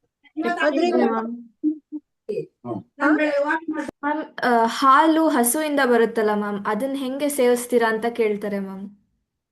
ಹಾಲು ಹಸುವಿಂದ ಹಾಲ್ದೇನು ಗೊತ್ತಾ, ಇವಾಗ ಅದ್ ಮಗುಗೋಸ್ಕರನೇ ಕರುಗೋಸ್ಕರನೇ ಪ್ರೊಡ್ಯೂಸ್ ಮಾಡತ್ತೆ ಹಾಲ್ನ, ಆದ್ರೆ ಅದು ಎಕ್ಸೆಸ್ ಆಗಿ ಪ್ರೊಡ್ಯೂಸ್ ಮಾಡತ್ತೆ. ಕರು ಕುಡ್ದು ನ್ಯಾಚುರಲಿ ಧರ್ಮ ಏನು ಅಂತಂದ್ರೆ ಕರು ಕುಡ್ದು ಮಿಕ್ಕಿದ್ದನ್ನ ನಾವು ತಗೊಳ್ಬೋದು ಅಂತಾನೆ ಇರೋದು. ಯಾಕಂದ್ರೆ ಕೆಲವರು ಕರುನೆಲ್ಲ ಕಟ್ ಹಾಕ್ಬಿಟ್ಟು ಹಾಲೆಲ್ಲ ವ್ಯಾಪಾರಕ್ಕೋಸ್ಕರ ತಾವೇ ಕರೆದುಕೊಂಡ್ಬಿಡ್ತಾರೆ, ಅದು ತಪ್ಪು. ಬಟ್ ಕರು ಕುಡ್ದು ಮಿಕ್ಕಿದ್ದನ್ನ ನಾವು ತಗೊಳ್ಬೋದು. ಯಾಕಂದ್ರೆ ಹಾಲ್ ಎಕ್ಸೆಸ್ ಆಗಿ ಆ ಹಸುವಿನ ಕೆಚ್ಚಲಲ್ಲೇ ಉಳಿದ್ ಬಿಟ್ರೆ ಅದಕ್ಕೆ ಪೇನ್ ಆಗತ್ತೆ, ತುಂಬಾ ನೋವಾಗತ್ತೆ. ಸೊ ಹಾಲ್ ಕರಿಯೋದ್ರಿಂದ ಅದಕ್ಕೇನು ತೊಂದ್ರೆ ಆಗದೆ ಇದ್ರೆ ನಾವು ಹಾಲ್ ಕುಡಿಬೋದು. ಅದೇನು ನಾವು ಹಾಲ್ ಕುಡಿಯೋದ್ರಿಂದ ಏನ್ ದೋಷ ಇಲ್ಲ. ಬಟ್ ಈಗ ವೀಗನ್ಸ್ ಅಂತ ಅವರು ಪ್ರಾಣಿಗಳಿಂದ ಪ್ರೊಡ್ಯೂಸ್ ಆಗಿರುವಂತಹ ಯಾವುದೇ ಒಂದು ಉತ್ಪನ್ನವನ್ನ ಸೇವಿಸಲ್ಲ, ಆ ತರನು ಮಾಡ್ತಾರೆ. ಬಟ್ ಹಾಲಿಂದು ಈ ತರ ಇದೆ ಎಕ್ಸ್ಪ್ಲನೇಷನ್. ಕರು ಸೇವಿಸಿ ಮಿಕ್ಕಿದ್ದನ್ನ ನಾವು ಸೇವಿಸಬಹುದು, ಅದರಿಂದ ಹಿಂಸೆ ಆಗಲ್ಲ, ಇದನ್ನ ಹೇಳ್ತಾರೆ. ಹಾಗೇನೆ ನಾವು ಕರ್ಮದ ಬಗ್ಗೆ ನಾನು ಹೇಳ್ತಾ ಇದ್ದೆ, ಕರ್ಮದ ಬಗ್ಗೆ ಎಷ್ಟು ಎಚ್ಚರವಾಗಿರ್ಬೇಕು ಅಂದ್ರೆ, ಇವಾಗ ಒಂದು ಉದಾಹರಣೆ ಕೊಡ್ತಾರೆ. ಒಂದು ಕಬ್ಬಿಣದ ಗುಂಡನ್ನ ಚೆನ್ನಾಗಿ ಕಾಯಿಸಿ ಒಂದು ನೀರಿನ ಪಾತ್ರೆಯಲ್ಲಿ ಹಾಕ್ಬಿಟ್ರೆ ಏನಾಗುತ್ತೆ, ಅದು ತಕ್ಷಣ ಎಲ್ಲವನ್ನು ಎಲ್ಲ ನೀರನ್ನ ಹೀರ್ಕೊಂಡ್ಬಿಡುತ್ತೆ ಅಲ್ವಾ, ಎಲ್ಲ ನೀರನ್ನ ತಕ್ಷಣ ಹೀರ್ಕೊಳತ್ತೆ. ಅದೇ ರೀತಿ ಏನಾಗುತ್ತೆ ಅಂದ್ರೆ, ಈ ಆತ್ಮ ಕಷಾಯಗಳಿಂದ ಕುದ್ದಿರುವಾಗ ಏನಾಗುತ್ತೆ, ಕಷಾಯಗಳಿಂದ ಕುದ್ದಿರುವಾಗ ಎಲ್ಲ ಕಡೆಗಳಿಂದ ಪಾಪ ಕರ್ಮಗಳನ್ನ ಬಂಧ ಮಾಡ್ಕೊಳ್ತಾನೆ. ಅಂದ್ರೆ ಅಷ್ಟು ಫಾಸ್ಟ್ ಆಗುತ್ತೆ. ಆದ್ರಿಂದ ನಾವ್ ಏನ್ ಮಾಡ್ಬೇಕು, ಫಸ್ಟ್ ನಮ್ಮ ಕಷಾಯಗಳನ್ನ ಕಡಿಮೆ ಮಾಡ್ಕೊಳ್ಬೇಕು. ಕ್ರೋಧ, ಮಾನ, ಮಾಯ, ಲೋಭ ಇವುಗಳನ್ನ ನಾವು ಕಡಿಮೆ ಮಾಡ್ಕೊಂಡ್ರೆ ಆವಾಗ ಏನಾಗುತ್ತೆ, ಕರ್ಮದ ಆಶ್ರವ ನಮ್ಗೆ ಕಡಿಮೆ ಆಗುತ್ತೆ. ಸಪ್ತ ತತ್ವಗಳನ್ನ ಕೇಳಿದ್ರು. ಸೊ ಫಸ್ಟ್ ನಾವೇನ್ ಮಾಡ್ಬೇಕು, ಕರ್ಮಗಳ ಬರೋದನ್ನ ನಾವು ಕಡಿಮೆ ಮಾಡ್ಬೇಕು ಅಲ್ವಾ. ಬರೋದಂದ್ರೆ ಕಡಿಮೆ ಮಾಡ್ಬೇಕಂದ್ರೆ ಸಂವರ ಮಾಡ್ಬೇಕು. ಫಸ್ಟ್ ತಡಿಬೇಕು, ಆಮೇಲೆ ಒಳಗಿರೋದನ್ನ ಹೊರಗೆ ಹಾಕ್ಬೇಕು, ಅದು ನಿರ್ಜರ, ಆಮೇಲೆ ಮೋಕ್ಷ ಆಗುತ್ತೆ. ಸೊ ಇಷ್ಟೆಲ್ಲ ಇದೆ ತತ್ವಗಳನ್ನ ತಿಳ್ಕೊಳ್ಳುವಾಗ ಇದೆಲ್ಲ ತಿಳ್ಕೊಳ್ಬೇಕು. ಆದ್ರೆ ಇನ್ನು ಕೆಲವ್ರು ಹೇಳ್ತಾರೆ, ಏನ್ ಕರ್ಮ ಅಂತೆಲ್ಲ ಹೇಳ್ತೀರಾ, ಈ ಜಗತ್ನಲ್ಲಿ ಯಾರ್ಯಾರೋ ಏನೆಲ್ಲ ಮಾಡ್ತಾ ಇದಾರೆ, ಪಾಪ ಅವ್ರಿಗೇನು ಆಗೇ ಇಲ್ಲ, ಚೆನ್ನಾಗೇ ಇದ್ದಾರೆ. ಪಾಪ ಕೆಲವರೆಲ್ಲ ಎಷ್ಟು ದೇವ್ರ ಪೂಜೆ ಮಾಡ್ತಾರೆ, ಸ್ವಾಧ್ಯಾಯ ಮಾಡ್ತಾರೆ, ಎಲ್ಲ ಮಾಡ್ತಾರೆ, ಅವ್ರಿಗೆ ಕಷ್ಟದ ಮೇಲೆ ಕಷ್ಟ ಬರ್ತಾ ಇದೆಯಲ್ಲಪ್ಪ ಅಂತ ಅಂತಾರೆ. ಹೌದಾ, ಹಂಗ ಅನ್ಕೊಂಡು ಕೆಲವ್ರು ಮಾಡೋದನ್ನು ಬಿಟ್ಬಿಡ್ತಾರೆ. ಪೂಜೆ ಗೀಜೆ ಮಾಡ್ತಿರ್ತಾರೆ, ನನಗೆ ಕಷ್ಟ ಬರ್ತಿದೆ ಅಂತ ಬಿಟ್ಬಿಟ್ರೆ ಏನಾಗುತ್ತೆ. ಯಾಕಂದ್ರೆ ನಾವ್ ಆಗ್ಲೇ ಹೇಳಿದೀವಿ, ನೀವು ಪೂಜೆ ಮಾಡೋದು ನಮ್ ಸುಖ ಶಾಂತಿ ನೆಮ್ಮದಿಗೋಸ್ಕರ, ಮತ್ತು ಆಗ್ಲೇ ಹೇಳಿದ್ರು ನನಗೂ ನಿನ್ನಂತಹ ಗುಣ ಬರಲಿ ಅಂತ ನಾವು ಪೂಜೆ ಮಾಡ್ತೀವಿ ಅಲ್ವಾ ಪರಮಾತ್ಮನ್ಗೆ. ಸೊ ಬಿಟ್ಬಿಟ್ರೆ ಏನಾಗುತ್ತೆ, ನಮಗೆ ಪುಣ್ಯ ಬಂಧ ಏನಾಗ್ತಾ ಇತ್ತು ಅದು ಕೂಡ ಕಡಿಮೆ ಆಗುತ್ತೆ. ಆದ್ರೆ ಯಾಕೆ ನಾವು ದೇವ್ರ ಪೂಜೆ ಮಾಡ್ತಾ ಇದ್ರು ಇಲ್ಲಿ ಏನ್ ಕಷ್ಟ ಬಂದಿದೆ ಅಂತಂದ್ರೆ, ನಮ್ಗೆ ಕರ್ಮದ ಸ್ಟಾಕ್ ಇದೆ ಬೇಕಾದಷ್ಟು. ಬರೀ ಈಗಿನ ಜನ್ಮದ್ದಲ್ಲ, ಹಳೇ ಸ್ಟಾಕ್ ಕೂಡ ಇದೆ. ಅದು ಯಾವ್ಯಾವಾಗ ಉದಯಕ್ಕೆ ಬರುತ್ತೆ ಅಂತ ಗೊತ್ತಿಲ್ಲ. ಯಾಕಂದ್ರೆ ಕರ್ಮಗಳದು ಒಂದ್ ಪಿರಿಯಡ್ ಇರುತ್ತೆ, ಇಷ್ಟು ಕಾಲ ನೀ ಸುಮ್ನೆ ಇರು, ನಂತರ ಈಗ ಒಬ್ಬ ಕಳ್ಳನ್ ಕರ್ಕೊಂಡೋಗಿ ಜೈಲಲ್ಲಿ ಹಾಕ್ತಾರಲ್ವಾ, ಇಷ್ಟು ವರ್ಷ ನಿನಗ್ ಶಿಕ್ಷೆ ಅಂತ ಹಾಕಿರ್ತಾರೆ, ಆ ನಂತರ ಅವನನ್ನು ಹೊರಗ್ ಬಿಡ್ತಾರೆ. ಹಾಗೆ ಕರ್ಮವನ್ನು ಕೂಡ ಇಷ್ಟು ವರ್ಷದ ಪಿರಿಯಡ್ ಅದು ಸುಮ್ನೆ ಇರುತ್ತೆ, ನಂತರ ಅದು ಉದಯಕ್ ಬರುತ್ತೆ ಅದ್ರ ಟೈಮ್ ಮುಗಿದ್ಮೇಲೆ. ಸೊ ಯಾವ್ದೋ ಹೋದ್ ಜನ್ಮದ ಕರ್ಮ ಈ ಜನ್ಮದಲ್ಲಿ ಉದಯಕ್ ಬರ್ಬಹುದು, ಆವಾಗ ನಮಗ್ ಕಷ್ಟ ಬರ್ತಾ ಇರುತ್ತೆ. ಹಂಗಂತ ನಾವು ದೇವ್ರ ಪೂಜೆ ಮಾಡಿದ್ರು ಕಷ್ಟ ಬಂತು ಅಂತ ಹೇಳಿ ಬಿಡ್ಬಾರ್ದು. ಈ ಜನ್ಮದಲ್ಲಿ ಮಾಡಿರೋ ಪುಣ್ಯದ ಫಲ ಯಾವಾಗ ಸಿಗುತ್ತೆ ಗೊತ್ತಿಲ್ಲ. ಸೊ ಪುಣ್ಯ ಪಾಪದ ಫಲ ಅದಾದ್ರೂ ಪಿರಿಯಡ್ ತಕ್ಕ ಹಾಗೆ ನಮಗ್ ಸಿಗ್ತಾ ಇರುತ್ತೆ. ಈ ಜನ್ಮದಲ್ಲಿ ನಮಗ್ ತಿಳುವಳಿಕೆ ಬಂದಿದೆ, ಈ ಕರ್ಮ ಸಿದ್ಧಾಂತದ ಬಗ್ಗೆ ತಿಳುವಳಿಕೆ ಬಂದಿರೋದ್ರಿಂದ ನಾವು ಒಳ್ಳೆ ಕೆಲಸ ಮಾಡೋದನ್ನ ಯಾವತ್ತೂ ಬಿಡ್ಬಾರ್ದು. ಶ್ರಾವಕರ ಷಟ್ಕ್ರಿಯೆ, ದೇವ ಪೂಜಾ, ಗುರುಪಾಸ್ತಿ, ಸ್ವಾಧ್ಯಾಯ, ಸಂಯಮ, ತಪ, ದಾನ ಇವನ್ನ ನಾವು ನಿರಂತರವಾಗಿ ನಾವು ಮಾಡ್ತಾ ಇರ್ಬೋದು, ಮಾಡ್ತಾ ಇರ್ಬೇಕು. ನಂತರ ಇನ್ನು ಒಂದ್ ವಿಷಯ ಹೇಳ್ತೀನಿ, ನಿಮ್ ಮಕ್ಕಳಿಗೆ ನಾವು ಎಷ್ಟೊಂದು ಓದಿರ್ಬೋದು, ಡಿಗ್ರಿ ಸಂಪಾದಿಸಿರ್ಬೋದು, ಈ ಜನ್ಮದಲ್ಲಿ doctor, lawyer, police, IAS officer ಏನ್ ಬೇಕಾದ್ರೂ ಆಗಿರ್ಬೋದು, ಅಥವಾ ತುಂಬಾ ಕೀರ್ತಿವಂತರಾಗಿರ್ಬೋದು, ಮಿನಿಸ್ಟ್ರು ಆಗಿರ್ಬೋದು. ಅದು ಈ ಜನ್ಮಕ್ ಮಾತ್ರ ಸೀಮಿತ. ನೆಕ್ಸ್ಟ್ ಜನ್ಮ, ಯಾರೋ ಮಗು ಕೇಳ್ತಲ್ಲ ಮರು ಜನ್ಮ ಅಂತ, ನೆಕ್ಸ್ಟ್ ಜನ್ಮಕ್ ಇದ್ ಯಾವ್ದು ನಮ್ಮನ್ನ ಫಾಲೋ ಮಾಡಲ್ಲ. ನೆಕ್ಸ್ಟ್ ಜನ್ಮದಲ್ಲಿ ಹುಟ್ಟಿದ್ರೆ ನಾನು ಡಾಕ್ಟ್ರೇ ಆಗ್ತೀನಿ ಅಂತ ಏನ್ ಗ್ಯಾರಂಟಿ ಇಲ್ಲ. ಅಥವಾ ನಾವು ಕೆಟ್ಟ ಕೆಲಸ ಮಾಡಿದ್ರೆ ನಾವು ಮನುಷ್ಯರಾಗ್ತೀವಿ ಅಂತಾನೆ ಗ್ಯಾರಂಟಿ ಇಲ್ಲ. ಸೊ ನಾವ್ ಏನೀಗ ಈ ಜನ್ಮದಲ್ಲಿ ಡಿಗ್ರಿ ಪೊಸಿಷನ್ ಇದೆಲ್ಲ ಈ ಜನ್ಮಕ್ಕೆ ಮಾತ್ರ ಸೀಮಿತ. ಆದ್ರೆ ನಾವು ಮಾಡಿದ ಪಾಪ ಪುಣ್ಯ ಮತ್ತು ಈ ಶಿಬಿರದಲ್ಲಿ ಎಲ್ಲ ನೀವು ಕಲಿತಾ ಇರೋ ಆಧ್ಯಾತ್ಮಿಕ ಜ್ಞಾನ, ಆತ್ಮನ ಬಗೆಗಿನ ಜ್ಞಾನ ಏನಿದೆ, ಇದು ಮುಂದಿನ ಜನ್ಮಕ್ಕೂ ಕಂಟಿನ್ಯೂ ಆಗುತ್ತೆ. ಅದು ಇರುತ್ತೆ, ಅದು ಉಳ್ಕೊಂಡಿರುತ್ತೆ ಆಧ್ಯಾತ್ಮಿಕ ಜ್ಞಾನ. ಸೊ ಆದ್ರಿಂದ ನಾವು ಎಲ್ಲದಕ್ಕಿಂತ ಯಾವ್ದಕ್ ಇಂಪಾರ್ಟೆನ್ಸ್ ಕೊಡ್ಬೇಕು ಅಂತಂದ್ರೆ, ಈ ಒಂದು ಆತ್ಮನ ಬಗ್ಗೆ ತಿಳುವಳಿಕೆ ಏನಿದೆಯಲ್ಲ, ಇದೇ ಶ್ರೇಷ್ಠವಾದದ್ದು. ಇದನ್ನ ನಾವು ತಿಳ್ಕೋಬೇಕು. ಜ್ಞಾನಂ ಸರ್ವತ್ರ ಸಾಧನಂ, ಅದು ಯಾವುದು? ಸಮ್ಯಕ್ ಜ್ಞಾನ. ಇದನ್ನ ನಾವು ಪಡ್ಕೊಳ್ಬೇಕು. ಆವಾಗ್ಲೇ ನಾವು ಇಂತಹ ಶಿಬಿರಗಳಿಗೆ ಬಂದು ಆದಷ್ಟು ಧರ್ಮದ ಬಗ್ಗೆ ತಿಳ್ಕೊಳ್ಳಿ, ಕರ್ಮ ಸಿದ್ಧಾಂತದ ಬಗ್ಗೆ ತಿಳ್ಕೊಳ್ಳಿ. It is very very interesting. ಇದನ್ನ ಮಕ್ಳಿಗೆ ನಾನು ಹೇಳ್ತಾ ಇದ್ದೀನಿ, ಒಂದ್ಸಲ ಅದ್ರಲ್ಲಿ ಇಂಟ್ರೆಸ್ಟ್ ಬಂದ್ಬಿಟ್ರೆ ಅದು ಅದೇ ಒಂದು ಬೇರೆ ತರ ಲೋಕ. ಸೊ ನಾವು ಜೈನರ ಹುಟ್ಟಿದ್ಮೇಲೆ ಅದನ್ನ, and when you are ingesting meat ಬಗ್ಗೆ ಹೇಳ್ತಾ ಇದ್ದೆ, ಆ ಪ್ರಾಣಿ ಎಷ್ಟು ಭಯ ಮತ್ತು ಎಷ್ಟು ವೇದನೆಯನ್ನ ಅನುಭವಿಸುತ್ತೋ, ಆ ಅದರ ಮಾಂಸವನ್ನ ಭಕ್ಷಣೆ ಮಾಡೋರು ಅದ್ರ ಜೊತೆ ಆ ಭಯ ಮತ್ತು ವೇದನೆಯನ್ನು ಕೂಡ ಅವ್ರು ತಿಂತಾ ಇದ್ದಾರೆ. They are ingesting the fear and agony of the dying animal. So it will have negative impact on their mind and body. ಇದು ಒಂದು ನೆಗೆಟಿವ್ ಇಂಪ್ಯಾಕ್ಟ್ ಇರುತ್ತೆ ಬಾಡಿ ಮತ್ತು ಮೈಂಡ್ ಮೇಲೆ. ತಿನ್ನುವಾಗ ಅವರು ರಸನೇಂದ್ರಿಯ ನಾಲ್ಗೆ ರುಚಿಗೆ ತಿಂತಾ ಇರ್ಬೋದು, ಬಟ್ ಇದು ಖಂಡಿತ ಒಳ್ಳೇದಲ್ಲ.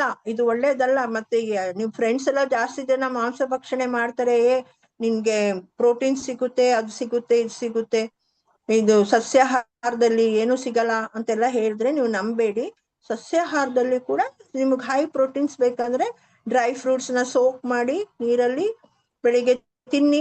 ಸಸ್ಯಾಹಾರದಲ್ಲಿ ಎಲ್ಲ ಇದೆ, ಎಲ್ಲದನ್ನು ಸಿಗುತ್ತೆ, ನೀವು ಸರಿಯಾಗಿ ತಿನ್ಬೇಕಷ್ಟೆ. ಕೆಲವೊಂದನ್ನ ನಾವು ರಾ ಆಗಿ ತಿನ್ಬೋದು, ಸೌತೆಕಾಯಿ ಆ ತರದ್ದೆಲ್ಲ, ಕಾಳುಗಳು, ಇದನ್ನೆಲ್ಲ ತಿಂತಾ ಇದ್ರೆ ಬ್ಯಾಲೆನ್ಸ್ ಡಯಟ್, ಅದ್ರಲ್ಲಿ ಎಲ್ಲ ಸಿಕ್ಕುತ್ತೆ ನಿಮ್ಗೆ. ಮಾಂಸ ತಿಂದ್ರೇನೆ ಶಕ್ತಿ ಜಾಸ್ತಿ ಅಂತೆಲ್ಲ ಅವ್ರು ಹೇಳ್ತಾರೆ, ಆದ್ರೆ ನೀವು ಕೇಳ್ಬೇಡಿ. ಇದು ಫಸ್ಟ್ ಇಂಪಾರ್ಟೆಂಟ್ ನಿಮ್ಗೆ. ಜೈನರಾಗ್ ಹುಟ್ಟಿದ್ಮೇಲೆ ಮಾಂಸ ಭಕ್ಷಣೆ ಖಂಡಿತ ಕುಡ್ದು, ಎಗ್ಸ್ ಕೂಡ ತಿನ್ಬಾರ್ದು. ಕೆಲವ್ರು ಆಗ್ಲೇ ಎಗ್ ತಿನ್ಬೋದು ಅನ್ನೋ ತರ ಜೈನರು ಆಗ್ಬಿಟ್ಟಿದ್ದಾರೆ. ಅದ್ರಿಂದ ನಾನು ಹೇಳ್ತಾ ಇದ್ದೀನಿ. ಮತ್ತೆ ಈಗ 21ನೇ ಶತಮಾನದಲ್ಲಿ ಮಕ್ಳಿಗೂ ಬಹಳ ಕಷ್ಟ ಆಗ್ಬಿಟ್ಟಿದೆ. ಅಪ್ಪ ಅಮ್ಮಂಗೆ ಏನೋ ಮಕ್ಳಿಗೆ ಒಳ್ಳೆ ನೌಕರಿ ಬೇಕು, ಒಳ್ಳೆ ಸಂಬಳ ಬೇಕು, ಒಳ್ಳೆ ಫೇಮಸ್ ಆಗ್ಬೇಕು ನಮ್ ಮಕ್ಳು ಅಂತ ಹೇಳಿ ಅವ್ರನ್ನ ಗೋಳು ಇಕ್ಕೊಂತಾರೆ. ಒಂದೇ ಓದು ಓದು ಓದು ಅಲ್ಲ, ಓದ್ಬೇಕು, ಓದ್ಬಾರ್ದು ಅಂತಿಲ್ಲ, ಬಟ್ ಅದ್ರ ಜೊತೆಗೇನೆ ಆಧ್ಯಾತ್ಮದ ಒಂದು ಜ್ಞಾನವನ್ನು ಕೂಡ ಮಕ್ಕಳಿಗೆ ಕೊಡ್ಬೇಕು. ಈ ತರ ಶಿಬಿರಗಳಾದಾಗ ಮಕ್ಕಳನ್ನ ಖಂಡಿತ ಕಳಿಸ್ಬೇಕು. ಈಗಿನ ಮಕ್ಳಿಗೆ ಗೊತ್ತಿರೋದು 3 ಆಗ್ಬಿಟ್ಟಿದೆ, ಒಂದು ಕಾಂಪಿಟೇಷನ್, ಟೆನ್ಷನ್, ಟ್ಯೂಷನ್, ಬರೀ ಇದೇ ಅವ್ರ ಲೈಫ್ ಸ್ಟೈಲ್ ಆಗ್ಬಿಟ್ಟಿದೆ. ಮಕ್ಕಳಿಗೆ ಬಾಲ್ಯ ಅನ್ನೋದೇ ಇಲ್ಲ, ಅದೇ ಬೇಜಾರಾಗುತ್ತೆ. ಸೊ ಮಕ್ಕಳಿಗೆ ಚಿಕ್ಕದಾಗಿ ಈ ತರ ಬೇಸಿಕ್ ಥಿಂಗ್ಸ್ ತಿಳಿಸ್ಕೊಟ್ಟು ಕರ್ಮದ ಬಗ್ಗೆನೂ ಅರಿವು ಮೂಡಿಸ್ಬೇಕು. ಆಗ ಅವರು ದುಶ್ಚಟಗಳಿಗೆ ಬಲಿಯಾಗೋದು ಕಡಿಮೆ ಆಗುತ್ತೆ. ಸಪ್ತ ವ್ಯಸನಗಳು ನಿಮ್ಗೆ ಗೊತ್ತಿರ್ಬೋದು: ಮದ್ಯ, ಮಾಂಸ, ಬೇಟೆ, ಜೂಜು, ಕಳ್ಳತನ, ಪರಸ್ತ್ರೀ ಗಮನ, ವೇಶ್ಯ ಗಮನ. ಈಗ ಯಾರು ಬೇಟೆಗೆ ಹೋಗಲ್ಲ, ಆದ್ರೆ ನೀವು ವಿಡಿಯೋ ಗೇಮ್ಸ್ ಆಡ್ತಿರಲ್ಲ ಮಕ್ಕಳ, ಅದ್ರಲ್ಲಿ ಶೂಟಿಂಗ್ ಎಲ್ಲ ಮಾಡ್ತಿರಲ್ಲ, ಅದ್ ಮಾಡ್ಬೇಡಿ. ಅದ್ರಲ್ಲಿ ತುಂಬಾ ಪಾಪ ಬಂಧ ಆಗುತ್ತೆ. ಯಾಕಂದ್ರೆ ನಿಮ್ ಮೈಂಡ್ ಎಲ್ಲ ಶೂಟ್ ಮಾಡ್ಬೇಕು, ಅದನ್ನ ಕೊಲ್ಬೇಕು ಅನ್ನೋ ಭಾವನೆ ಇರೋದ್ರಿಂದ ಅದ್ರಲ್ಲೂ ಪಾಪ ಆಗತ್ತೆ. ಅದರಿಂದ ಆಡಿದ್ರೆ ಒಳ್ಳೆ ವಿಡಿಯೋ ಗೇಮ್ಸ್ ಆಡಿ, ಮನಸ್ಸಿಗೆ ಒಳ್ಳೆ ಏನಾದ್ರು ರಕ್ಷಣೆ ಕೊಡುವಂತ, ಇದನ್ನ ಪ್ರೊಟೆಕ್ಟ್ ಮಾಡ್ದೆ ಅನ್ನುವಂತಹ ವಿಡಿಯೋ ಗೇಮ್ಸ್ ಇದ್ರೆ ಅದಾಡಿ. ಶೂಟಿಂಗ್ ಎಲ್ಲ ಖಂಡಿತ ಮಾಡ್ಬೇಡಿ. ಮತ್ತು ನೀವು ಈ ಒಂದು ಜನ್ಮದಲ್ಲಿ ನೀವು ಇವತ್ತು ಶಿಬಿರಕ್ಕೆ ಬಂದಿದ್ದೀರಾ. ಎಷ್ಟು ಮಕ್ಕಳಿದ್ದಾರೆ? ಎಲ್ಲರೂ ಬಂದಿದ್ದಾರಾ? ಬಂದಿಲ್ಲ. ಸೊ ನೀವೆಷ್ಟು ಪುಣ್ಯವಂತರು, ಇಂತಹ ಒಂದು ಅವಕಾಶ ನಿಮಗ್ ಸಿಕ್ಕಿದೆ. ಸೊ ಅದಕ್ಕೆ ನೀವು ನಿರಂಜನ್ ಅವ್ರಿಗೆ ಬಹಳ ಕೃತಜ್ಞರಾಗಿರ್ಬೇಕು. ಹಾಗೇನೆ ಈ ಒಂದು ನೆಕ್ಸ್ಟ್ ಟೈಮ್ ನಾನು ಖಂಡಿತ ಕರ್ಮ ಸಿದ್ಧಾಂತದ ಬಗ್ಗೆ ನಾನು ಹೇಳ್ಕೊಡ್ತೀನಿ. It is very interesting. ನನಗೂ ಸ್ವಾಧ್ಯಾಯ ಮಾಡ್ದಂಗ ಆಗುತ್ತೆ. ಮತ್ತೆ ಯಾರ್ಯಾರು ನೋಡಿಲ್ಲ ರತ್ನತ್ರಯ ಧಾರಾವಾಹಿ ನೋಡಿ. ಜೈನ ಧಾರ್ಮಿಕ ಕಾರ್ಯಕ್ರಮಗಳು ಬರುತ್ತೆ, ಹಳೆ ಎಪಿಸೋಡ್ಸ್ ಕೂಡ ಯೂಟ್ಯೂಬ್ ಅಲ್ಲಿ ಇದೆ. ಅದರಲ್ಲಿ ಕಿರುಚಿತ್ರಗಳು ಎಲ್ಲ ಇದೆ, ಒಳ್ಳೊಳ್ಳೆ ಶಾರ್ಟ್ ಫಿಲ್ಮ್ಸ್ ಎಲ್ಲ ಇದೆ. ಅದನ್ನ ನೋಡಿ. ರತ್ನತ್ರಯದಲ್ಲಿ ನಾವು 7.5 ವರ್ಷದಿಂದ ಮಾಡ್ತಾ ಇದೀವಿ. ಪ್ರತಿ ಭಾನುವಾರ ಬೆಳಿಗ್ಗೆ 9ರಿಂದ 9:30 ಈ ಕಾರ್ಯಕ್ರಮ ನೋಡಿ. ಮತ್ತು ಎಲ್ಲರೂ ಧರ್ಮ ಮಾರ್ಗದಲ್ಲಿ ನಡೀರಿ ಅಂತ ಹೇಳ್ತಾ, ಮಕ್ಕಳು ಬಾರಿ ಬ್ರೈಟ್ ಇದ್ದಾರೆ, ಒಳ್ಳೊಳ್ಳೆ ಕ್ವಶನ್ಸ್ ಕೇಳ್ತಾ ಇದ್ದಾರೆ. ಅವ್ರಿಗೆಲ್ಲ ಕ್ವಶನ್ ಕೇಳಿದ್ರೇನೆ ಒಳ್ಳೇದು, ಅವಾಗ ನಮ್ಗೂನು ಹೇಗ್ ಆನ್ಸರ್ ಮಾಡ್ಬೇಕು ಅಂತ ಗೊತ್ತಾಗತ್ತೆ. ಬಟ್ ಇಷ್ಟು ಇವತ್ತು ಒಂದು ಈ ಕಾರ್ಯಕ್ರಮಕ್ಕೆ ಬರುವಂತಹ ಒಂದು ಆಹ್ವಾನ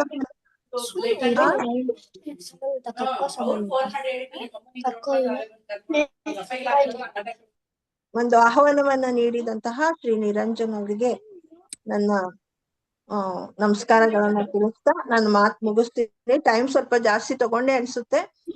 ಸುಮಾರು ಪಾಠ ಮುಂದುವರಿಸಬಹುದು. ಜೈ ಜೈ. ಓಕೆ, ಧನ್ಯವಾದಗಳು ಮೇಡಮ್. ಮಕ್ಕಳೇ ಮಕ್ಕಳೇ ಒಂದ್ ನಿಮಿಷ. ಜೈ ಜಿನೇಂದ್ರಪ್ಪ. ಜೈ ಜಿನೇಂದ್ರ. ಕೆಲವು Jai Jinendra. All the best. Okay okay okay okay. ಪೂಜೆ ಮಾಡಬಾರ್ದು? ಪೂಜೆ ಮಾಡ್ಬೇಕು. ಯಾರು ಹೇಳಿದ್ರು ಪೂಜೆ ಮಾಡ್ಬಾರ್ದು ಅಂತ? ಆದ್ರೆ ಏನು ಕೇಳೋ ಅವಶ್ಯಕತೆ ಇಲ್ಲ, ಎಲ್ಲ ತಾನಾಗೆ ಸಿಗುತ್ತೆ ಅಂತ ನಾನು ಹೇಳಿದ್ದು. ಪೂಜೆ ಮಾಡಿ, ಭಕ್ತಿಯಿಂದ ಪೂಜೆ ಮಾಡಿ. ಓಕೆ ಮಕ್ಕಳ. ಹೆಣ್ದೇವ್ರಿಗೆ ಯಾಕೆ ಪೂಜೆ ಮಾಡಬಾರ್ದು? ಯಾರಿಗ್ ಮಾಡ್ಬಾರ್ದು? ಹೆಣ್ದೇವ್ರಿಗೆ ಪೂಜೆ ಹೆಣ್ಣು ದೇವರಿಗೆ ಯಾಕೆ ಪೂಜೆ ಮಾಡೋದು? ದೇವರಿಗೆ ಅಂತಲ್ಲ, ಸಂಪೂರ್ಣ ಪರಿಗ್ರಹ ರಹಿತನಾದ ಭಗವಂತನಿಗೆ ನಾವು ಮಾಡ್ತೀವಿ. ಈಗ ನಮ್ಮ ಯಕ್ಷಿ ಮೇಲೆ ಬಟ್ಟೆ ಎಲ್ಲ ಇದೆ ಅಲ್ವಾ, ಇನ್ನೋರು ನಾವು ದಿಗಂಬರ ಸಂಪೂರ್ಣ ಪರಿಗ್ರಹವನ್ನ ತೊರೆದಿರೋನು ಭಗವಂತ ಅಂತ ನಾವು ಆಕ್ಸೆಪ್ಟ್ ಮಾಡ್ಕೊಂಡಿದೀವಿ. ಸೊ ಯಕ್ಷಿಯರೆಲ್ಲ ಇನ್ನೂ ಆ ಲೆವೆಲ್ಗೆ ಹೋಗಿಲ್ಲ.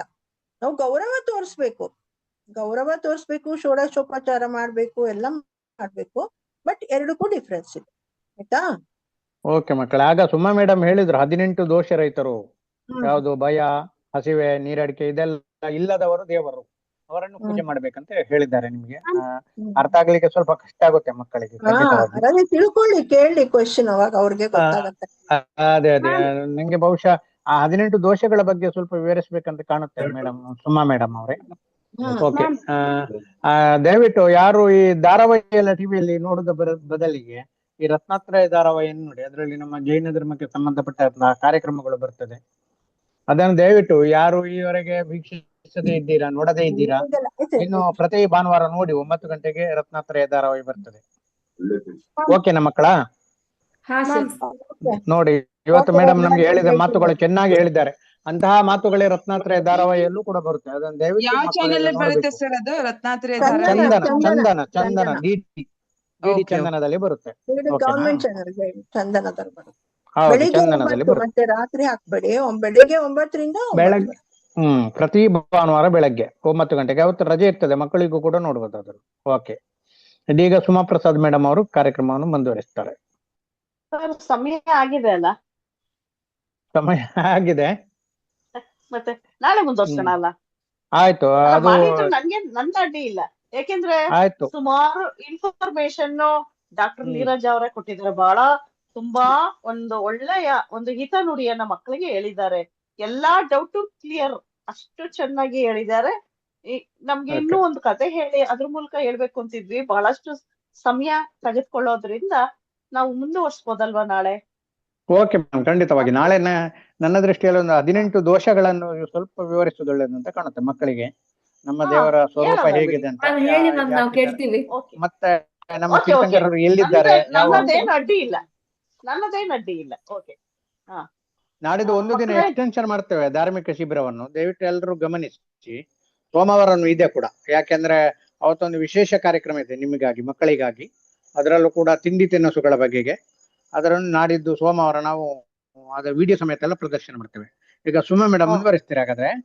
ಆಯ್ತು ಸರ್, ಮುಂದುವರಿಸ್ತೀನಿ. Okay madam. ಓಕೆ. 18 ದೋಷನ ನೀವು ಕ್ಲೀನ್ ಆಗಿ ತಿಳ್ಕೊಬೇಕು ಮಕ್ಕಳ. ಯಾವ್ದು ಅಂದ್ರೆ ಮೊದಲನೇದು ಹಸಿವೆ, ಬಾಯಾರಿಕೆ ಎರಡನೇದು, ಮುಪ್ಪು, ರೋಗ, ಜನ್ಮ, ಮರಣ, ಭಯ, ಗರ್ವ. ಕೇಳಿಸ್ಕೊತಾ ಇದ್ದೀರಲ್ಲ? ಕೇಳಿಸ್ತಾ ಇದೆಯಾ? ಕೇಳಿಸ್ತಿದೆ. ಕೇಳಿಸ್ತಾ ಇದೆ? ಹಾ ಮ್ಯಾಮ್, ಹಾ. ಕೇಳಿಸ್ತಿದೆ. ಗರ್ವ, ರಾಗ, ದ್ವೇಷ, ಮೋಹ, ಮತ್ತೆ ಅರತಿ, ಚಿಂತೆ, ಆಶ್ಚರ್ಯ, ನಿದ್ರೆ, ಶೋಕ, ಖೇದ, ಬೆವರು. ಇವು 18 ದೋಷಗಳು ಇದಾವೆ. ಈ 18 ದೋಷ ಯಾರಲ್ಲಿ ಇಲ್ಲ ಅವರೇ ಭಗವಂತರಿದ್ದಾರೆ, ಯಾರಲ್ಲಿದೆ ಅವ್ರು ಭಗವಂತರು ಇಲ್ಲ, ಅವ್ರ ದೇವರು ಇಲ್ಲ. ಏಕೆಂದ್ರೆ ಹಸುವೆ ಆದ್ರೆ ಹಸುವಿನೇ ಸಹನೆ ಮಾಡ್ಲಿಲ್ಲ ಅಂತ ಹೇಳಿದ್ರೆ ಅವರು ದೇವರಾಗಕ್ಕೆ ಸಾಧ್ಯ ಇಲ್ಲ. ನೀರಜ ಮೇಡಮ್ ಹೇಳಿದ್ರು ದೇವ್ರ ಸ್ವರೂಪ ಅಲ್ವಾ, ಪೀತರಾಗಿರ್ತಾರೆ, ಸರ್ವಜ್ಞರಿದ್ದಾರೆ, ಇದೆಲ್ಲ ನಾವು ತಿಳ್ಕೊಳ್ಳುವಂತಹದ್ದು. ಯಾಕೆಂದ್ರೆ ನಾವು ಬಸ್ತಿಗೆ ಹೋದಾಗ ಭಗವಂತರು ಒಂದು ಮೆಸೇಜ್ ಕೊಡ್ತಾರೆ. ಏನು, ನಾವು ನೋಡಲ್ಲ, ನಾವು ಕೇಳಲ್ಲ ಅಷ್ಟೇ. ನಾವ್ ಹಿಂಗೋಗಿ ಹಿಂಗ್ ಕೈ ನೋಡ್ಬಿಟ್ಟು ಹಿಂಗ್ ಬಂದ್ಬಿಡ್ತೀವಿ, ಏನೋ ಮಂತ್ರಗಳು ಹೇಳ್ಬಿಟ್ಟು ಬಂದ್ಬಿಡ್ತೀವಿ ಅಲ್ವಾ. ಅವ್ರು ಖಂಡಿತ ಒಂದು ಮೆಸೇಜ್ ಕೊಡ್ತಾರೆ. ಸ್ವಲ್ಪ ಹೊತ್ತು ಶಾಂತ ರೀತಿಯಿಂದ ಕೂತ್ಕೊಂಡು ವೀತರಾಗ ಭಗವಂತನನ್ನ ವೀಕ್ಷಣೆ ಮಾಡ್ಬೇಕು. ಆಗ ಅವರು ತಮ್ಮ ಸ್ವಭಾವದಲ್ಲೇ ಇರ್ತಾರೆ. ಅವ್ರೇನ್ ಕಣ್ಬಿಟ್ಟು ನೋಡ್ತಾ ಇರಲ್ಲ. ನೋಡಿ ಭಗವಂತರು ಹೇಗಿರ್ತಾರಪ್ಪ, ನೋಡಿದೀರಾ? ಅವ್ರ ಕಣ್ಣು ಹೇಗಿರ್ತದೆ? ಕೇಳಿಸ್ತಾ ಇದೆಯಾ?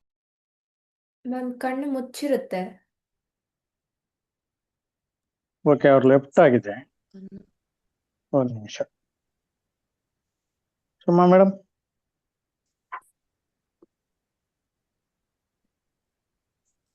ಸುಮಾ ಮೇಡಮ್. ಯಾವಾಗ್ಲೂ ಹಸಮುಖಿಯಾಗಿರುತ್ತೆ. ಏನಮ್ಮ? ಹಸಮುಖಿಯಾಗಿರುತ್ತೆ. ಅರ್ಥ ಆಗ್ಲಿಲ್ಲ. ಇನ್ನೊಮ್ಮೆ ಹೇಳಿ. ಹ ಏನಮ್ಮ? ಯಾವಾಗಲೂ ಭಗವಂತರು ಯಾವಾಗ್ಲೂ ಹಸನ್ಮುಖಿಯಾಗಿರ್ತಾರೆ ಅಂತ ಹೇಳ್ತಾ ಇದ್ದಾಳೆ. ಹಾ, ಓಕೆ ಓಕೆ ಓಕೆ. ಭಗವಂತರಲ್ವಾ, ಹಾಗಾಗಿ ಅವರಿಗೇನು ಕಷ್ಟ ಸುಖ ಅಂತೆಲ್ಲ ಇಲ್ಲ. ಹಾಗಾಗಿ ಅವರು ಸದಾ ಹಸನ್ಮುಖಿಯಾಗಿರ್ತಾರೆ. ಮೇಡಮ್ ಬಂತಾರ ನೋಡು, ಅವರಲ್ಲಿ ದ್ವೇಷ ಇಲ್ಲಲ್ಲ. ಮೇಡಮ್ ಬಂದ್ರೆ ನೀವು? ಮೇಡಮ್ ಓಕೆ, ಮೇಡಮ್ ಲೆಫ್ಟ್ ಆದ್ರು.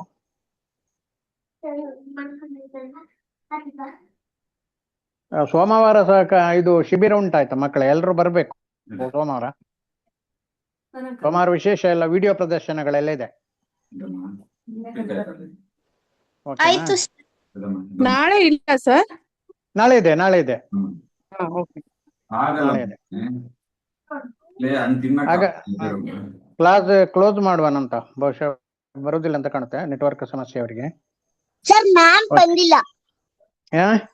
ಮ್ಯಾಮ್ ಬಂದಿಲ್ಲ, ಅದೇ ಬಂದಿಲ್ಲ. ಓಕೆ. ಪ್ರೀತಿ ಮಕ್ಕಳೇ, ಇವತ್ತಿನ ಈ ಶಿಬಿರವನ್ನು ಇಲ್ಲಿಗೆ ಮುಗಿಸ್ತಾ ಇದ್ದೇವೆ. ನಾಳೆ ನಮಗೆ ಭಗವಂತ 18 ದೋಷಗಳ ರಹಿತ ಅಂದ್ರೆ ಹೇಗೆ ಅಂತ ಹೇಳ್ತಾರೆ, ನಾಳೆ ವಿವರ ಕೊಡ್ತಾರೆ. ನಾಳೆ ಎಲ್ಲರೂ ಕೂಡ ಭಾಗವಹಿಸಿ, ಎಲ್ಲ ಮಕ್ಕಳು ಭಾಗವಹಿಸ್ಬೇಕು. ನೀವು ಕೆಲವರು ಭಾಗವಹಿಸ್ತಾ ಇಲ್ಲ ಈಗ ಶಿಬಿರದಲ್ಲಿ, ಕೆಲವರು ಒಂದು ದಿನ ಭಾಗವಹಿಸ್ತಾರೆ, ಮತ್ತೊಂದು ದಿನ ಇರಲ್ಲ. ನಿಮಗೆಲ್ಲ ಹಾರ್ಡ್ ಸರ್ಟಿಫಿಕೇಟ್ ಸಿಗ್ತದೆ ಈ ಸಾರಿ ವಿಶೇಷವಾಗಿ. ನಿಮ್ಮ ಮನೆಗೆ ತಲುಪಿಸ್ತೇವೆ ನಾವು. ನೀವು ಅಡ್ರೆಸ್ ಎಲ್ಲ ನಮ್ಗೆ ಕಳಿಸ್ಬೇಕಾಗ್ತದೆ. ನಿಮಗೆ ಮನೆಗಳಿಗೆ ಸರ್ಟಿಫಿಕೇಟ್ ಅನ್ನು ಕಳಿಸ್ತೇವೆ ನಾವು. ಸರ್ ಏನಮ್ಮ? ಹಾ ಸರ್, ಹೋದ್ ಸೋಮವಾರ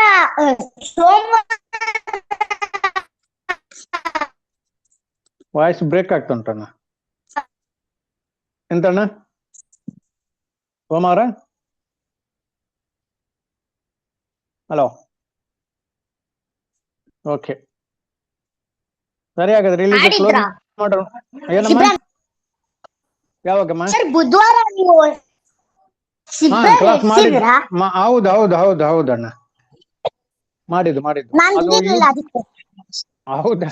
ಓಕೆ ಅಣ್ಣ, ಮಾಡಿದ್ದು. ಮೇಡಮ್ ಬಂದ್ರು. ಓಕೆ.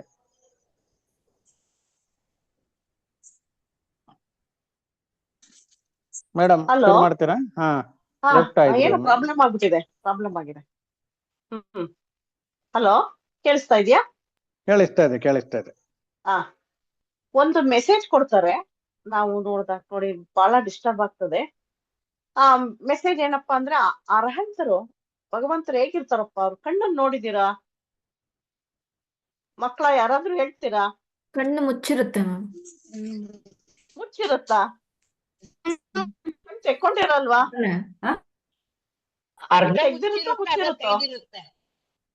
ಅದನ್ನ ನಾಸಾಗ್ರ ದೃಷ್ಟಿ ಅಂತ ಕರಿತೀವಿ. ಕಣ್ಣನ್ನ ಹಿಂಗೆ ಬಿಟ್ಕೊಂಡ್ ನೋಡ್ತಾನೂ ಇರಲ್ಲ, ಕಣ್ ಮುಚ್ಕೊಂಡ್ ನಿದ್ದೆ ಮಾಡ್ತಾನೂ ಇರಲ್ಲ. ಯಾಕೆಂದ್ರೆ ನಿದ್ದೆ ಗೆದ್ದಿದಾರ ಅವರು, ನಿದ್ದೆ ಮಾಡೋ ಅವಶ್ಯಕತೆ ಇಲ್ಲ ಅರ್ಹಂತರು ಅಲ್ವಾ. ನಾಸಾಗ್ರ ದೃಷ್ಟಿ ಅಂದ್ರೆ ತಮ್ಮ ಸ್ವಭಾವ, ತಮ್ಮ ಆತ್ಮನನ್ನೇ ಧ್ಯಾನಿಸ್ತಾ ಇರ್ತಾರೆ. ಅರ್ಹಂತರಲ್ಲಿ ಶುಕ್ಲ ಧ್ಯಾನ ಇರ್ತದೆ ಅಲ್ವಾ. ಧ್ಯಾನ 4 ಪ್ರಕಾರ ಧ್ಯಾನವನ್ನ ನಿಮ್ಗೆ ಹೇಳ್ತಾರೆ: ಆರ್ತ ಧ್ಯಾನ, ರೌದ್ರ ಧ್ಯಾನ, ಧರ್ಮ ಧ್ಯಾನ, ಶುಕ್ಲ ಧ್ಯಾನ. ಶುಕ್ಲ ಧ್ಯಾನದಲ್ಲಿ ಯಾರು ನಿರತರಾಗಿದ್ದಾರಲ್ಲ ಅವರು ಅರ್ಹಂತರಿದ್ದಾರೆ. ಶುಕ್ಲ ಅನ್ನೋ ಶಬ್ದ ಏನಪ್ಪಾ ನಿಮ್ಗೆ ತಿಳಿಸುತ್ತೆ ಅಂದ್ರೆ ಶುಭ್ರತೆ. ಶುಕ್ಲ ಅಂದ್ರೆ ಏನು? ಮಕ್ಕಳ ಕೇಳಿಸ್ತಾ ಇದೆಯಾ? ಕೇಳಿಸ್ತಾ ಇದೆ ಮ್ಯಾಮ್. ಹಲೋ, ಹಾ ಕೇಳಿಸ್ತಾ ಇದೆಯಾ? ಅರ್ಹಂತರು ಶುಕ್ಲ ಧ್ಯಾನದಿಂದ ಇರ್ತಾರೆ. ಶುಕ್ಲ ಅರ್ಥ ಮಲಿನತೆ ರಹಿತ, ಉಜ್ವಲವಾದಂತಹದ್ದು, ಪವಿತ್ರವಾದಂತಹದ್ದು. ಆತ್ಮ ರೂಪಿ ಇದ್ದಾನೆ. ರೂಪಿ ಅಂದ್ರೆ ಶರೀರ ರೂಪಿ ಇದೆ. ಈ ಶರೀರ ಇದೆಯೇನು ಇದೆಯಲ್ಲ, ಇದಕ್ಕೆ ಒಂದು ಆಕಾರ ಇದೆ. ಆತ್ಮನಿಗೆ ಆಕಾರ ಇಲ್ಲ. ಅಂತಹ ರೂಪಿ ಪರ್ಯಾಯ ಆತ್ಮಂದಿದೆ. ಈ ಆತ್ಮನ ಆ ಸ್ವರೂಪದ ಸಾಧನೆ ಮಾಡ್ತಾ ಇರ್ತಕ್ಕಂಥವ್ರು ಶುಕ್ಲ ಧ್ಯಾನದಲ್ಲಿ ಅರ್ಹಂತರು ಸ್ವರೂಪದ ಸಾಧನೆ ಮಾಡ್ತಾ ಇರ್ತಾರೆ. ಅದರಿಂದ ಅವ್ರಿಗೆ ಕೇವಲ ಜ್ಞಾನದ ಪ್ರಾಪ್ತಿ ಆಗ್ತದೆ. ಕೇವಲ ಜ್ಞಾನದಲ್ಲಿ ಅರ್ಹಂತರು ಎಲ್ಲವನ್ನು ತಿಳಿತಾರೆ. ಎಲ್ಲ ಅಂದ್ರೆ ಏನ್ ತಿಳಿತಾರಪ್ಪ ಕೇವಲ ಜ್ಞಾನದಲ್ಲಿ? ಯಾರಾದ್ರೂ ಹೇಳ್ಬೋದಾ? ಹಲೋ, 3 ಲೋಕ, 3 ಕಾಲ, ಎಲ್ಲ ಪರ್ಯಾಯಗಳು. 3 ಕಾಲ ಮತ್ತು ಎಲ್ಲ ವಿಷಯಗಳನ್ನು. Very good. ಎಲ್ಲವನ್ನು ನೋಡ್ತಾರೆ, ಎಲ್ಲವನ್ನು ತಿಳಿತಾರೆ. ಆದ್ರೆ ಏನಾದ್ರು ಮಾಡ್ತಾರಾ? ಏನು ಮಾಡೋದಿಲ್ಲ. ದೇವ್ರು ಏನನ್ನು ಮಾಡೋದಿಲ್ಲ, ಯಾರನ್ನು ನೋಡೋದಿಲ್ಲ. ನೀನ್ ಬಂದಿದ್ಯಾ, ನಿಂಗೆ ಆಶೀರ್ವಾದ ಮಾಡ್ತಾವ್ರ? ನಮ್ ಭಗವಂತರು ಹಿಂಗಿದಾರ? ಇಲ್ಲ. ಹೇಗಿದ್ದಾರೆ? ಪದ್ಮಾಸನದಲ್ಲಿ ಕೂತ್ಕೊಂಡಿದ್ದಾರೆ, ಮಂಡಿಸಿದ್ದಾರೆ. ಪದ್ಮಾಸನದಲ್ಲಿ ಕೂತ್ಕೊಂಡ್ರೆ ಎದ್ದೇಳಕ್ಕಾಗಲ್ಲ. ಏನನ್ನು ಮಾಡೋಕ್ಕೆ ಆಗೋದಿಲ್ಲ ಈ ಲೋಕದೊಳಗೆ ಅಲ್ವಾ. ಪರಾಪರಪೇಕ್ಷೆ ಏನು ಇಲ್ವೇ ಇಲ್ಲ ಅವ್ರಿಗೆ, ಗೊತ್ತಾಯ್ತಾ? ತೆಗೆದುಕೊಳ್ಳುವ ಏನು ಇಲ್ಲ. ಅರ್ಹಂತರು ತಮ್ಮ ಸ್ವಭಾವದಲ್ಲಿದ್ದಾರೆ. ಒಂದು ಮೆಸೇಜ್ ಕೊಡ್ತಾ ಇದ್ದಾರೆ, ನೀನು ಹೀಗೆ ಸ್ವರೂಪದಲ್ಲಿ ಒಂದಾಗಿ ಹೋದ್ರೆ ನಿನಗೆ ಅನಂತ ಗುಣಗಳು ಪ್ರಾಪ್ತಿ ಆಗ್ತದೆ. ಗುಣಕ್ಕೆ ನಾವು ನಮಸ್ಕಾರ ಮಾಡ್ತೀವಿ. ಅರ್ಹಂತರಲ್ಲಿ ಅನಂತ ದರ್ಶನ, ಅನಂತ ಜ್ಞಾನ, ಅನಂತ ಸುಖ, ಅನಂತ ವೀರ್ಯ, ಈ ಎಲ್ಲಾ ಶಕ್ತಿಗಳು ಆ ಆತ್ಮನಲ್ಲಿ ಅರ್ಹಂತರಲ್ಲಿ ಪ್ರಕಟ ಆಗಿದೆ. ಅದರಿಂದ ಅವರು ದೇವ ಅನಿಸ್ಕೊಂಡಿದ್ದಾರೆ.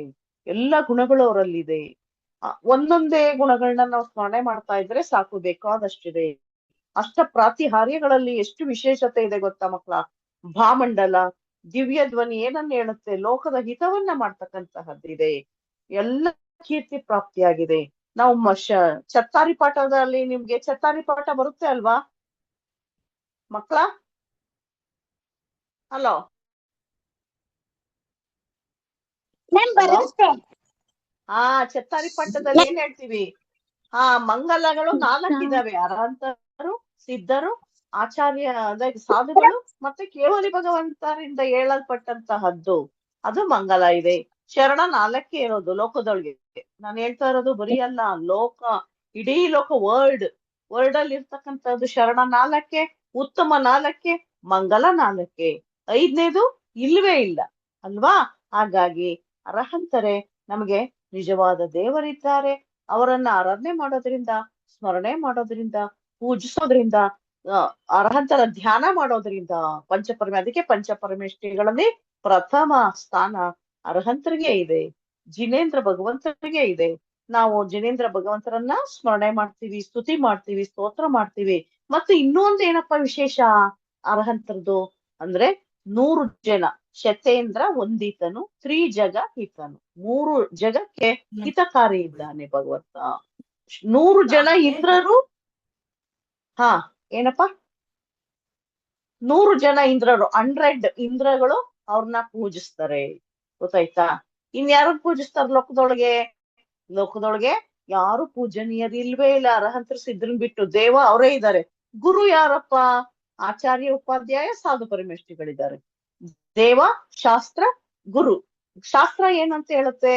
ಅರಹಂತರ ಒಂದು ದಿವ್ಯ ಧ್ವನಿಯನ್ನ ಗಣಧರರ ಮೂಲಕ ಆಚಾರ್ಯ ಪರಮೇಷ್ಠಿಗಳು ಹಿಡಿದಿಟ್ಟಿದ್ದಾರೆ. ಅದೇ ಆಗಮ ಇದೆ. ನಾವು ಈಗ ಏನು ಗ್ರಂಥಗಳ ಮೂಲಕ, ಆಗಮ ಅಂದ್ರೆ ಗ್ರಂಥಗಳು, ಅಂತಹ ಗ್ರಂಥಗಳೇ ನಿಜವಾದ ಶಾಸ್ತ್ರ ಇದೆ. ಶಾಸ್ತ್ರದಲ್ಲಿ ಏನಿರ್ಬೇಕು? ಆತ್ಮ ಹಿತವನ್ನ ಮಾಡುವಂತದ್ದು ಇರ್ಬೇಕು. ನಮ್ಗೆ ಹಿತ ಆಗ್ಬೇಕು, ನಮ್ಗೆ ಸುಖ ಬೇಕು ಅಲ್ವಾ? ನಮ್ಗೆ ಒಳ್ಳೇದಾಗ್ಬೇಕು. ಅಂದ್ರೆ ಈಗ ನೀರಜ ಮೇಡಮ್ ಹೇಳಿದ್ರು, ಇಲ್ಲಿ ಏನು ನಾವು ಏನೇ ಒಂದು ಹುದ್ದೆ, ದೊಡ್ಡ ಹುದ್ದೆನಲ್ಲಿದ್ರು ಅದು ಇಲ್ಲಿರೋವರ್ಗಷ್ಟೇ. ಹೊಟ್ಟೆಪಾಡಿನ ವಿದ್ಯೆ. ಈಗ ನೀವು ಶಾಲೆಗೆ ಹೋಗ್ತೀರಾ, ಓದ್ತೀರಾ, ಇಂಜಿನಿಯರ್ ಆಗ್ಬೋದು, ಡಾಕ್ಟರ್ ಆಗ್ಬೋದು, ಪೊಲೀಸ್ ಆಫೀಸರ್ ಆಗ್ಬೋದು, ಟೀಚರ್ ಆಗ್ಬೋದು, ಏನ್ ಬೇಕಾರಾಗಿ, ವ್ಯಾಪಾರ ಮಾಡ್ಬೋದು, ಬಿಸ್ನೆಸ್ ಮ್ಯಾನ್ ಆಗ್ಬೋದು, ಒಂದು ಕಂಪ್ನಿ ಓಪನ್ ಮಾಡ್ಬೋದು. ಅದೆಲ್ಲ ಹೊಟ್ಟೆಪಾಡಂದು ಅಷ್ಟೇ. ಆದ್ರೆ ಅದೇನೇ ಮುಂದಿನ ಭವಕ್ ನಮಗ್ ಬರೋದಿಲ್ಲ. ನಮಗ್ ಬರುವಂತದ್ದು ಕ್ಯಾರಿ ಓವರ್ ಸಿಸ್ಟಮ್ ಇದೆ. ಇಲ್ಲಿ ನಾವು ಆಧ್ಯಾತ್ಮದ ಒಂದು ಏನೇನ್ ತತ್ವಗಳನ್ನ ತಿಳ್ಕೊಂಡಿರ್ತೀವಿ, ಏನ್ ಒಳ್ಳೆ ಕೆಲಸ ಮಾಡಿರ್ತೀವಿ, ಏನ್ ಪುಣ್ಯವನ್ನ ಗಳಿಸ್ತೀವಿ. ಪುಣ್ಯ ಕಾಣಲ್ಲ, ಆದ್ರೆ ಈ ಎಲ್ಲಾ ಒಳ್ಳೆಯ ಸದ್ವಿಚಾರಗಳು ನಾವು ಮಾಡೋದ್ರಿಂದ, ಆಚರಣೆ ಮಾಡೋದ್ರಿಂದ, ಬಸ್ತಿಗೆ ಹೋಗೋದ್ರಿಂದ ಬಸ್ತಿಗೆ ಹೋಗೋದ್ರಿಂದ ಎಷ್ಟು ಲಾಭ ಈಗಾಗ್ಲೇ ನಾವು ತಿಳ್ಕೊಂಡಿದೀವಿ ಅಲ್ವಾ? ಅದೆಲ್ಲ ನಿಮ್ಗೆ ಪುಣ್ಯ ಎಲ್ಲ ಕಲೆಕ್ಟ್ ಆಗುತ್ತೆ, ಎಲ್ಲ ಉಂಡೆ ಆಗುತ್ತೆ, ಜಾಸ್ತಿ ಆಗುತ್ತೆ. ಮುಂದಿನ ಭಾವಕ್ಕೆ ನೀವು ತೆಕ್ಕೊಂಡು ಹೋಗ್ಬೋದು. ನಾವು ತಗೊಂಡ್ ಹೋಗದೆ ಇದ್ರೆ ನಮ್ಮಿಂದೆ ಬರ್ತಕ್ಕಂಥ ಅದೇ ಇದೆ. ನಾವು ಮಾಡಿರೋದು ಒಳ್ಳೆ ಕೆಲಸಗಳು, ಪುಣ್ಯ ಪಾಪಗಳು. ಪಾಪ ಕರ್ಮ ಜಾಸ್ತಿ ಆದ್ರೆ ಯಾವ್ದೋ ಒಂದು ನೀಚ ಗತಿಗೆ ಹೋಗಿ ಬೀಳ್ತೀವಿ. ಪುಣ್ಯ ಕರ್ಮ ಜಾಸ್ತಿ ಆಯ್ತು ಅಂದ್ರೆ, ಈಗ ನಾವು ಮನುಷ್ಯ ಆಗಿದೀವಿ, ಒಂದ್ ಪ್ರಶ್ನೆ ಕೇಳಿದ್ರು, ಮತ್ತೆ ಮನುಷ್ಯರಾಗ್ತೀವ, ಜೈನರಾಗ್ತೀವ? ಸಾಧ್ಯನೇ ಇಲ್ಲ. ಏನೋ ಮಹಾನ್ ಪುಣ್ಯದಿಂದ ಮನುಷ್ಯನಾಗಿ ಜೈನ ಕುಲದಲ್ಲಿ ಹುಟ್ಟಿದ್ದೀವಿ. ಇದಾದ್ಮೇಲೆ ನಮ್ಗೆ ಸಿಗುತ್ತೆ ಗೊತ್ತಿಲ್ಲ, ಗ್ಯಾರಂಟಿ ಇಲ್ಲ. ಮುಂದಕ್ಕೆ ಎಲ್ಲೋಗ್ತೀವಿ ಗೊತ್ತಿಲ್ಲ. ನಮ್ ಪಾಪ ಪುಣ್ಯಕ್ಕೆ ಅನುಸರಿಸಿ ಮುಂದಿನ ಗತಿ ಆಗ್ತದೆ. ಆದ್ರೆ ಒಳ್ಳೆ ಗತಿ ಆಗ್ಬಹುದು. ನಾವೇನು ಒಳ್ಳೆ ಕಾರ್ಯ ಮಾಡಿರ್ತೀವಲ್ಲ ಅದಕ್ಕೆ ತಕ್ಕಂತೆ ಫಲ. ನಾವ್ ಚೆನ್ನಾಗಿ ಬರ್ದಿದ್ರೆ ಫಸ್ಟ್ ರ್ಯಾಂಕ್ ಬರ್ತೀವಿ. ನಾವ್ ಚೆನ್ನಾಗಿ ಎಕ್ಸಾಮ್ ಅಲ್ಲಿ ಚೆನ್ನಾಗೇ ಬರೀಲಿಲ್ಲ ಅಂದ್ರೆ ಏನಾಗುತ್ತೆ? ಪಾಸ್ ಆಗ್ತೀವ ಮಕ್ಳ? ಕೇಳಿಸ್ತಾ ಇದ್ಯಾ? ಪಾಸ್ ಆಗಲ್ಲ. ಇದು ಪರೀಕ್ಷೆ ಇದ್ದ ಹಾಗೆ. ನಾವಿಲ್ಲಿ ನಾವು ಗಳಿಸ್ತೀವಿ, ನಮ್ ಜೀವನ ಪೂರ್ತಿ ಏನು ನಾವು ಆಚರಣೆ ಮಾಡ್ತೀವಿ, ಏನ್ ಒಳ್ಳೆ ಕೆಲಸ ಮಾಡ್ತೀವಿ, ಒಬ್ರಿಗೆ ಉಪಕಾರ ಮಾಡೋದು, ಒಬ್ರಿಗೆ ಒಳ್ಳೇದ್ ಮಾಡೋದು, ಒಬ್ರಿಗೆ ಒಳ್ಳೇದ್ ಬಯಸೋದು ಕೂಡ, ಇದೆಲ್ಲ ಒಳ್ಳೇದು. ಇದೆಲ್ಲ ಸಂಗ್ರಹ ಆಗುತ್ತೆ, ಇದೆಲ್ಲ ನಮ್ಗೆ ಬರುತ್ತೆ. ಮತ್ತೆ ಇನ್ನೂ ಬಹಳ ಇಂಪಾರ್ಟೆಂಟ್ ಅಂತ ಹೇಳಿದ್ರೆ ಏನಪ್ಪಾ ಅಂದ್ರೆ, ಈ ದೇಹ ಬಿಡ್ತಕ್ಕಂಥ ಕೊನೆಯ ಸಮಯದಲ್ಲಿ ಅದನ್ನ ಮರಣ ಅಂತೀವಿ. ಅಯ್ಯೋ ನಾನ್ ಸತ್ತೋಗ್ಬಿಡ್ತಾ ಇದ್ದೀನಿ, ಅಯ್ಯೋ ನಾನ್ ಸತ್ತೋಗ್ಬಿಟ್ರೆ ದಿ ಎಂಡ್ ಅಲ್ಲ, ಮುಗ್ದೋಗ್ಲಿಲ್ಲ, ಮತ್ತೆ ಪ್ರಾರಂಭ ಆಗ್ತದೆ ಮುಂದಿನ ಗತಿ ಅಲ್ವಾ? ಹಾಗಾಗಿ ನಾವು ಈ ದೇಹ ಅಂತ್ಯ ಆಗುವಂತ ಸಂದರ್ಭದಲ್ಲಿ, ಈ ದೇಹ ಕೊನೆಗೊಳ್ಬೇಕಾದ್ರೆ ಇದಕ್ಕೇನ್ ವಯಸ್ಸೇ ಆಗಿರ್ಬೇಕು ಅಂತ ಏನಿಲ್ಲ, ರೋಗಗ್ರಸ್ತ ಆಗಿರ್ಲೇಬೇಕು ಅಂತ ಏನಿಲ್ಲ, ಅಥವಾ ಬಾಲಕ ಆಗಿರ್ಬೇಕು ಅಂತಾನೂ ಇಲ್ಲ. ಮಗು ಗರ್ಭಕ್ ಬರ್ತಾ ಇದ್ದಂಗನು ಗರ್ಭದಲ್ಲೇ ಹೊರ್ಟೋಗ್ಬೋದು. ಗರ್ಭದಿಂದ ಬಂದು 1 ವರ್ಷ ಮಗುನು ಹೋಗ್ಬೋದು, ಚಿಕ್ಕ ಮಕ್ಳಾಗಿದ್ರು ಹೋಗ್ಬೋದು. ಒಂದಲ್ಲ ಒಂದು ಕಾರಣ ನೆಪದಿಂದ ಈ ಆಯುಕ್ರಮ ಮುಗ್ದೋಗ್ತಾ ಇದ್ದಂಗೆ ಈ ಜೀವ ದೇಹವನ್ನ ಬಿಟ್ಟು ಹೊರಟೋಗ್ತಾನೆ. ಅಂತ ಸಂದರ್ಭದಲ್ಲಿ ಈ ತರ ಭಗವಂತ ನಾಮಸ್ಮರಣೆ ಮಾಡ್ತಾ, ಸ್ತುತಿ ಸ್ತೋತ್ರ ಮಾಡ್ತಾ, ಒಳ್ಳೆ ಪರಿಣಾಮದಿಂದ ಈ ದೇಹ ಮೇಲಿರೋ ಮೋಹವನ್ನ ಬಿಟ್ಕೊಟ್ರೆ ಒಳ್ಳೆ ಗತಿ ಪ್ರಾಪ್ತಿ ಆಗ್ತದೆ. ಸಣ್ಣ ಕಥೆಯ ಮೂಲಕ ನಿಮ್ಗೆ ಈ ಇವತ್ತಿನ ಕಾರ್ಯಕ್ರಮವನ್ನ ನಾನು ಮುಗಿಸ್ತೇನೆ. ಜೀವಂಧರ ಕುಮಾರ ಅನ್ನುವಂತ ಒಬ್ಬ ಇರ್ತಾನೆ. ಆತ ಮೋಕ್ಷಗಾಮಿ ಜೀವ. ಅವನ ಜೀವನದಲ್ಲಿ ಬೇಕಾದಷ್ಟು ರಾಜಪುತ್ರನಾದ್ರೂ ಸ್ಮಶಾನದಲ್ಲಿ ಹೋಗಿ ಹುಟ್ಟುವಂತ ಸಂದರ್ಭ ಬರ್ತದೆ. ಅವನ್ ಏನ್ ಮಾಡ್ತಾನೆ? ಒಮ್ಮೆ ನಾಯಿ ಕೇಳಿಸ್ತಾ ಇದ್ಯಾ? ಕೇಳಿಸ್ತಾ ಇದ್ಯಾ ಮಕ್ಳ? ಒಂದು ನಾಯಿ, ಚಿಕ್ಕದಾಗಿ ಹೇಳ್ಬಿಡ್ತೀನಿ ಯಾಕಂದ್ರೆ ಸಮಯ ಬಹಳಷ್ಟಾಗಿದೆ. ಒಂದು ನಾಯಿ ಬ್ರಾಹ್ಮಣರ ಒಂದು ಯಜ್ಞ ಮಾಡ್ತಾ ಇರ್ತಾರೆ. ಆ ಸಂದರ್ಭದಲ್ಲಿ ಅಲ್ಲಿ ಹೋಗಿ ಅದೇ ಯಜ್ಞ ಮಾಡುವ ಅಂದ್ರೆ ಹೋಮ ಮಾಡ್ತಕ್ಕಂಥ ಸಾಮಾನ್ಗಳನ್ನ ಎಂಜಲ್ ಮಾಡ್ಬಿಡುತ್ತೆ. ಆಗ ಬ್ರಾಹ್ಮಣರು ಏನ್ ಮಾಡ್ತಾರೆ, ಈ ನಾಯಿ ನಾವು ಪೂಜೆ ಮಾಡೋ ಸಾಮಾನೆಲ್ಲ ಮುಟ್ಟುಬಿಡ್ತು ಅಂತ ಹೇಳಿ ಚೆನ್ನಾಗಿ ಹೊಡೆದ್ ಬಿಡುತ್ತೆ. ಅದು ಗತಪ್ರಾಣವಾಗಿ ಬಿಡ್ತದೆ. ಯಾವುದು? ನಾಯಿ. ಆಗ ಅದು ನಾಯಿ ಆಗಿ ಬರ್ಬೇಕಾದ್ರೆ ಆ ಪುಣ್ಯ ಪುರುಷನಾದಂತ ಜೀವಂಧರ ಕುಮಾರ ಈಗ ಬರ್ತಾ ಇರ್ತಾನೆ. ಬಂದು ನಾಯಿ ನೋಡ್ತಾನೆ, ನಾಯಿನ ತನ್ನ ತೊಡೆ ಮೇಲೆ ಇಟ್ಕೊಂಡು ಏನ್ ಮಾಡ್ತಾನೆ, ನಮೋಕಾರ ಮಂತ್ರವನ್ನ ಉಚ್ಚಾರ ಮಾಡ್ತಾನೆ, ಹೇಳ್ತಾನೆ. ನಮೋಕಾರ ಮಂತ್ರವನ್ನ ನಾಯಿ ನೇಣ್ ಸಾಯುವಂತ ಸ್ಟೇಜ್ ಅಲ್ಲಿ ಇರುವಂತ ನಾಯಿ ಆಲಿಸುತ್ತೆ ಕಿವಿಯ ಮೂಲಕ, ಚೆನ್ನಾಗಿ ಕೇಳಿಸ್ಕೊಳ್ತಾ ಕೇಳಿಸ್ಕೊಳ್ತಾ ಇದ್ದಂಗೆ ಅದು ಈ ದೇಹ ಬಿಟ್ಟು ಒಳಗಡೆ ಮುಂದಕ್ಕೆ ಯಕ್ಷೇಂದ್ರ ಅನ್ನೋ ದೇವನಾಗಿ ಸ್ವರ್ಗದಲ್ಲಿ ಹೋಗಿ ಹುಟ್ಟುತ್ತೆ. ಆ ಉಪಕಾರ ಸ್ಮರಣೆ, ಸ್ವರ್ಗದಲ್ಲಿ ಹುಟ್ಟದಂತ ಜೀವಕ್ಕೆ ಅವಧಿಜ್ಞಾನ ಇರುತ್ತೆ. ಆ ಒಂದು ಉಪಕಾರ ಸ್ಮರಣೆಯಿಂದ ಜೀವೇಂದ್ರ ಕುಮಾರನ ಹತ್ರ ಬಂದು ನಮ್ಗೆ ಇಂಥ ಒಂದು ನಾಯಿ ಜನ್ಮದಿಂದ ದೇವನಾಗಿ ಹುಟ್ಟಿದ್ದೀನಿ, ನಿಮ್ಗೆ ಏನಾದ್ರೂ ಕಷ್ಟ ಕಾಲ ಬಂದ್ರೆ ನನ್ನ ಸ್ಮರಣೆ ಮಾಡು ಅಂತ ಹೇಳಿ ಅದು ಆತನಿಗೆ ಸಹಾಯ ಮಾಡುತ್ತೆ ಅಲ್ವಾ. ಇದು ಯಾವ ತರದ ಫಲ? ನಮೋಕಾರ ಮಂತ್ರವನ್ನ ಕೇಳಿಸ್ಕೊಂಡಿರುವಂತಹ ಒಂದು ಫಲ. ಬರೀ ಕೇಳಿಸ್ಕೊಂಡ್ರೆ, ಇನ್ ಹೇಳಿದ್ರೆ, ಇನ್ ಕೈ ಮುಗಿದ್ರೆ, ಇನ್ ಕಣ್ಣಿಂದ ನೋಡಿದ್ರೆ ಎಷ್ಟೆಲ್ಲಾ ಲಾಭ ಆಗ್ಬೋದಲ್ವಾ ಮಕ್ಳ? ನಾಯಿಗೇನು ಬುದ್ಧಿ ಇಲ್ಲ ಅಂತೀವಿ ಅಲ್ವಾ? ನಾಯಿ ಕೇವಲ ಕೇಳಿಸ್ಕೊಡುತ್ತೆ. ಹೇಳುವುದನ್ನ ಕೇಳಿಸ್ಕೊಂಡ್ರೆ, ಈಗ ಇದುವರೆಗೂ ನೀವು ಕೇಳಿಸ್ಕೊಂಡಿದ್ದೀರಾ, ಒಳ್ಳೆಯ ಮಾತು ಹಿತ ನುಡಿಗಳನ್ನ ಕೇಳಿಸ್ಕೊಳ್ಳೋದ್ರಿಂದ ಜೀವನಿಗೆ ಪುಣ್ಯ ಆಗ್ತದೆ, ಕೇಳೋದ್ರಿಂದ ಪುಣ್ಯ ಆಗುತ್ತೆ, ಕಣ್ಣಿಂದ ನೋಡೋದ್ರಿಂದ ಪುಣ್ಯ ಆಗುತ್ತೆ, ಭಗವಂತರನ್ನ ಕೈ ಮುಗಿಯೋದ್ರಿಂದ ಪುಣ್ಯ ಆಗ್ತದೆ. ಹಾಗೆ ವಿಚಾರ ಸದಾ ಕಾಲ ಇಂತಹ ಒಂದು ಭಾವನೆಗಳನ್ನೇ ನಾವು ಭಾವಿಸ್ಬೇಕು. ಗೊತ್ತಾಯ್ತಾ? ಕೇಳಿಸ್ತಾ ಮಕ್ಳ? ಕೇಳಿಸ್ತಾ ಇದೆಯಾ ಮಕ್ಳ? ಕೇಳಿಸ್ತದೆ. ಕೇಳ್ತಿದೆ. ಹಾಗೆ ನಾವು ಕೂಡ ಇಂತಹ ಒಂದು ಭಾವನೆಯನ್ನ ಭಾವಿಸಿ ಇಂತಹ ಒಂದು ಭಗವಂತರಲ್ಲಿ ಅಗಾಧವಾದಂತ ಶ್ರದ್ಧೆಯನ್ನ ಮಾಡಿದ್ದೆ ಆದ್ರೆ ನಮ್ಮ ಜನ್ಮ ಸಾರ್ಥಕ ಆಗ್ತದೆ. ಭಗವಂತರ ಒಂದು ಸ್ತುತಿ ಮಾಡೋದ್ರಿಂದ ಪುಣ್ಯದ ಬಂಧ ಆಗ್ತದೆ. ದಿನ ನಾವ್ ಹೇಗೆ ನಮ್ಮ ಮೈಂಡ್ ಸೆಟ್ ಆಗತ್ತೆ ಹಾಗೇ ನಾವು ಬೆಳ್ಕೊಂಡ್ ಬಂದ್ಬಿಡ್ತೀವಿ. ನಮ್ಗೆ ಇದೇ ಮಾರ್ಗ ಸರಿ ಅನ್ಸುತ್ತೆ, ಸರಿನೇ ಇದೆ ಅನ್ಸುತ್ತೆ.